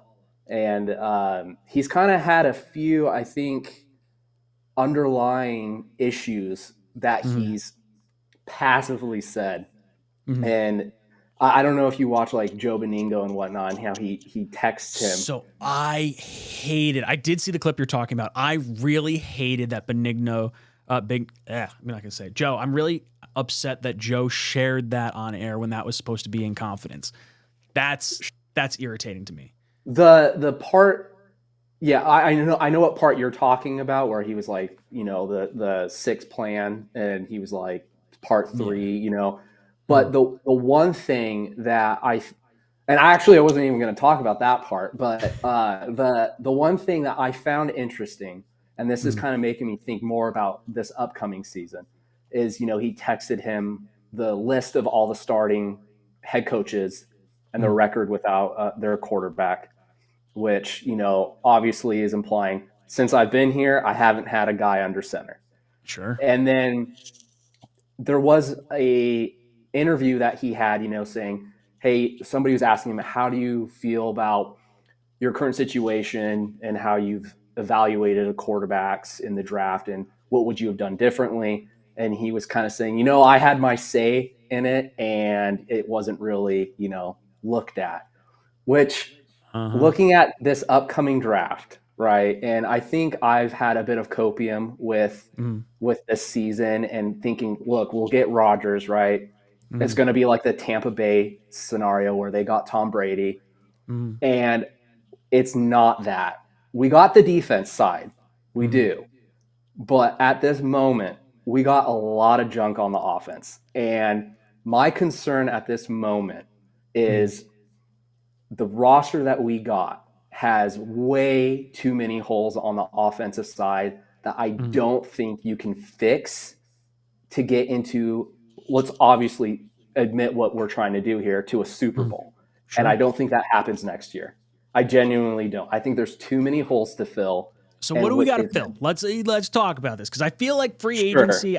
So I did my mock off season. I was able to get us $62 million to work with without doing anything too crazy. There's a few more. You could wind up shaking out probably another $10 million if you really needed to with restructuring of contracts. We have what's probably going to be a top 5 pick at this point. I feel like we can get enough stuff because a lot of it is injury. Like, I don't think this offensive line is necessarily terrible if like Tittman's healthy, if AVT's healthy, if McGovern's healthy. Like, those alone with Tomlinson and any other tackle makes me feel a lot more comfortable. And if you can come in and get like 2 new tackles, I feel like that's... I think on paper, right, that sounds great. But this whole injury bug thing is... So there's 2 things here, right? We free up a lot of cap space, you're right, and you can get some pieces. But there's this continuity thing that you have to also establish with We didn't have any this year. It doesn't matter. Exactly. Sure. Get some new guys in here and get some ones that are like healthy. Like totally. And I think obviously we have to do that. If you want to be competing, you have to do that. But the way I'm looking at this and how things are kind of shaking out, right? Like, and I hate to compare the whole Tampa Bay thing. Tom Brady comes to a team. That team was pretty established, right? He purposely... Matthew Stafford goes to a team, wins a Super Bowl. Tom Brady goes to a team, wins a Super Bowl. Peyton Manning goes to a team, wins a Super Bowl. Like, Jets got it figured out. They got Brett Favre. They were 8-3, best team in the NFL, going to a Super Bowl when he tore his biceps or triceps or whatever the hell he tore. And then Aaron Rodgers, we're primed. We're ready to go. Burrow winds up getting knocked out for the year. Watson winds up getting knocked out for the year, and we pop our fucking Achilles in the first game of the season. Right. Well, I think, but however, the one thing is with that's different with those 3 guys, right, that you're talking about, Peyton Manning, Tom Brady, Stafford. They chose these teams that had a fully developed roster. Not a lot of free agency things had to happen for them to make a bunch of these moves, live through the draft, right? They were there. They were a piece away. Now, I think this team has a lot more to cover ground with when it comes to the offensive line. They need another playmaker on the outside. They need, I would have to say they probably need, I like Conklin, but again, the tight end position, it depends on the offense. But with this upcoming draft, and and this is kind of the point I was trying to get at, and then, eject me. With this draft, if this team doesn't mold itself for a Super Bowl caliber season next year, and it has to, and we don't go for a quarterback, I think we're really going to be a sick fan base, because it's going to be rough, man. Because Dude, we're it's hard to imagine it being rougher than this, and like, you're totally right, because I'm done saying we can't see worse offense than we saw this year or next year or the year after, because it's continued to get worse. Every single year. Every year. Isaac, I agree we got to fill a lot of holes. You've been ejected from the cockpit. Boys and girls, we got a few more minutes. If you want to do me a solid, click on the pinned link in the comment section. Head over to the new Roundtable Sports channel. It takes you to a link. Hit the subscribe button. I got a new show going over there on Monday. It's going to be a lot of fun, kind of like an around the horn style show called 3 and Out. This logo just got the artwork back. Very excited about it. If you guys want to get involved with that and have some fun, appreciate the support. I'm going to give away a jersey in like 3 minutes. It's going to be jersey, shirt, hat, mug, pillow, something like that. We're going to pull up the spinny wheel. Where's my spinny wheel? I should probably have that queued up prior to saying I'm going to pull it up. Let's see. Let's go over here. We'll go away to the giveaway wheel. Let's see. Random number generator. Why are you not working right now? You know what? I've got a better idea. We're going to eliminate that.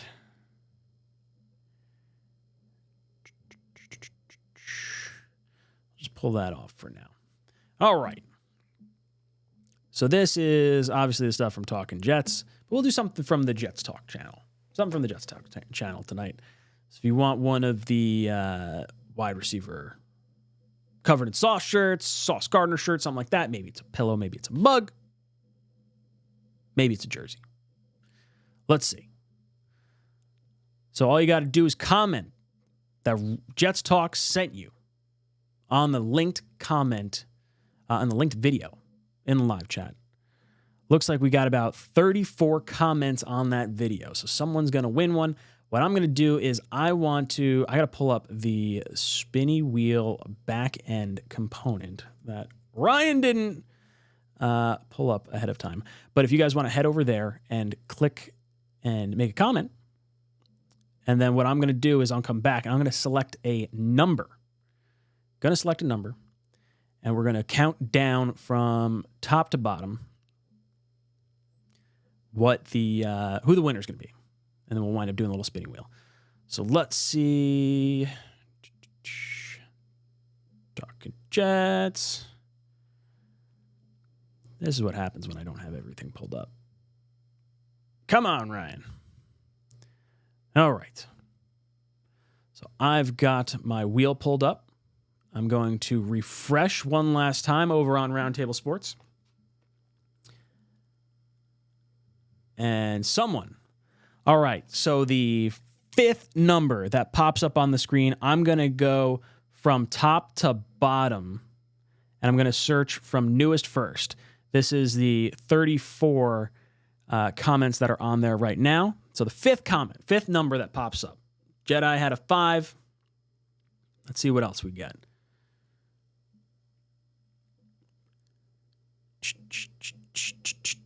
Thomas, if you would like to get in on the t-shirt giveaway,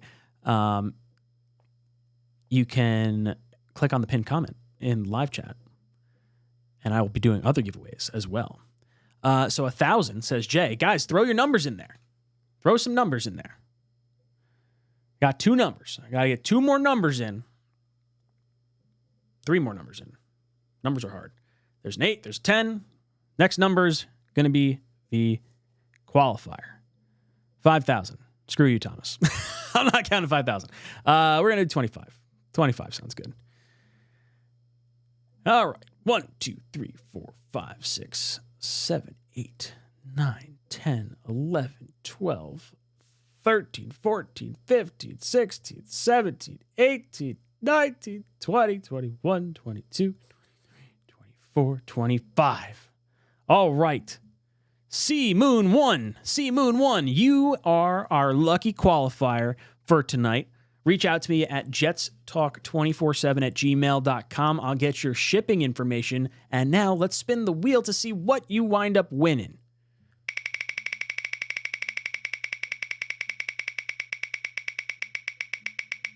C Moon 1, what's he getting? He's going to get a pillow. C Moon 1, reach out to me. Let me get your shipping information and let me send you out something that you can cry into when you have to watch this godforsaken team on a Sunday. I appreciate you guys tuning in, hanging out. We'll be back tomorrow, 8 o'clock to 10 o'clock over on the Talking Jets channel. Going to be talking about everything that's going on. I'm sure it's going to be a bumping episode over there. You guys are going to have a lot of angry people. David D says, bring back the random number generator. I agree. I want to do the random number generator. The only thing is I had my, I guess the widget was dead or the website wasn't open. Whatever it was. I got to go back to it. All right. Boys and girls, it's been a lot of fun. Let me know your thoughts in the comment section down below. If you want to get entered into the t-shirt giveaway, head over to that video in the pinned comment section. This is Jets Talk signing off. JETS!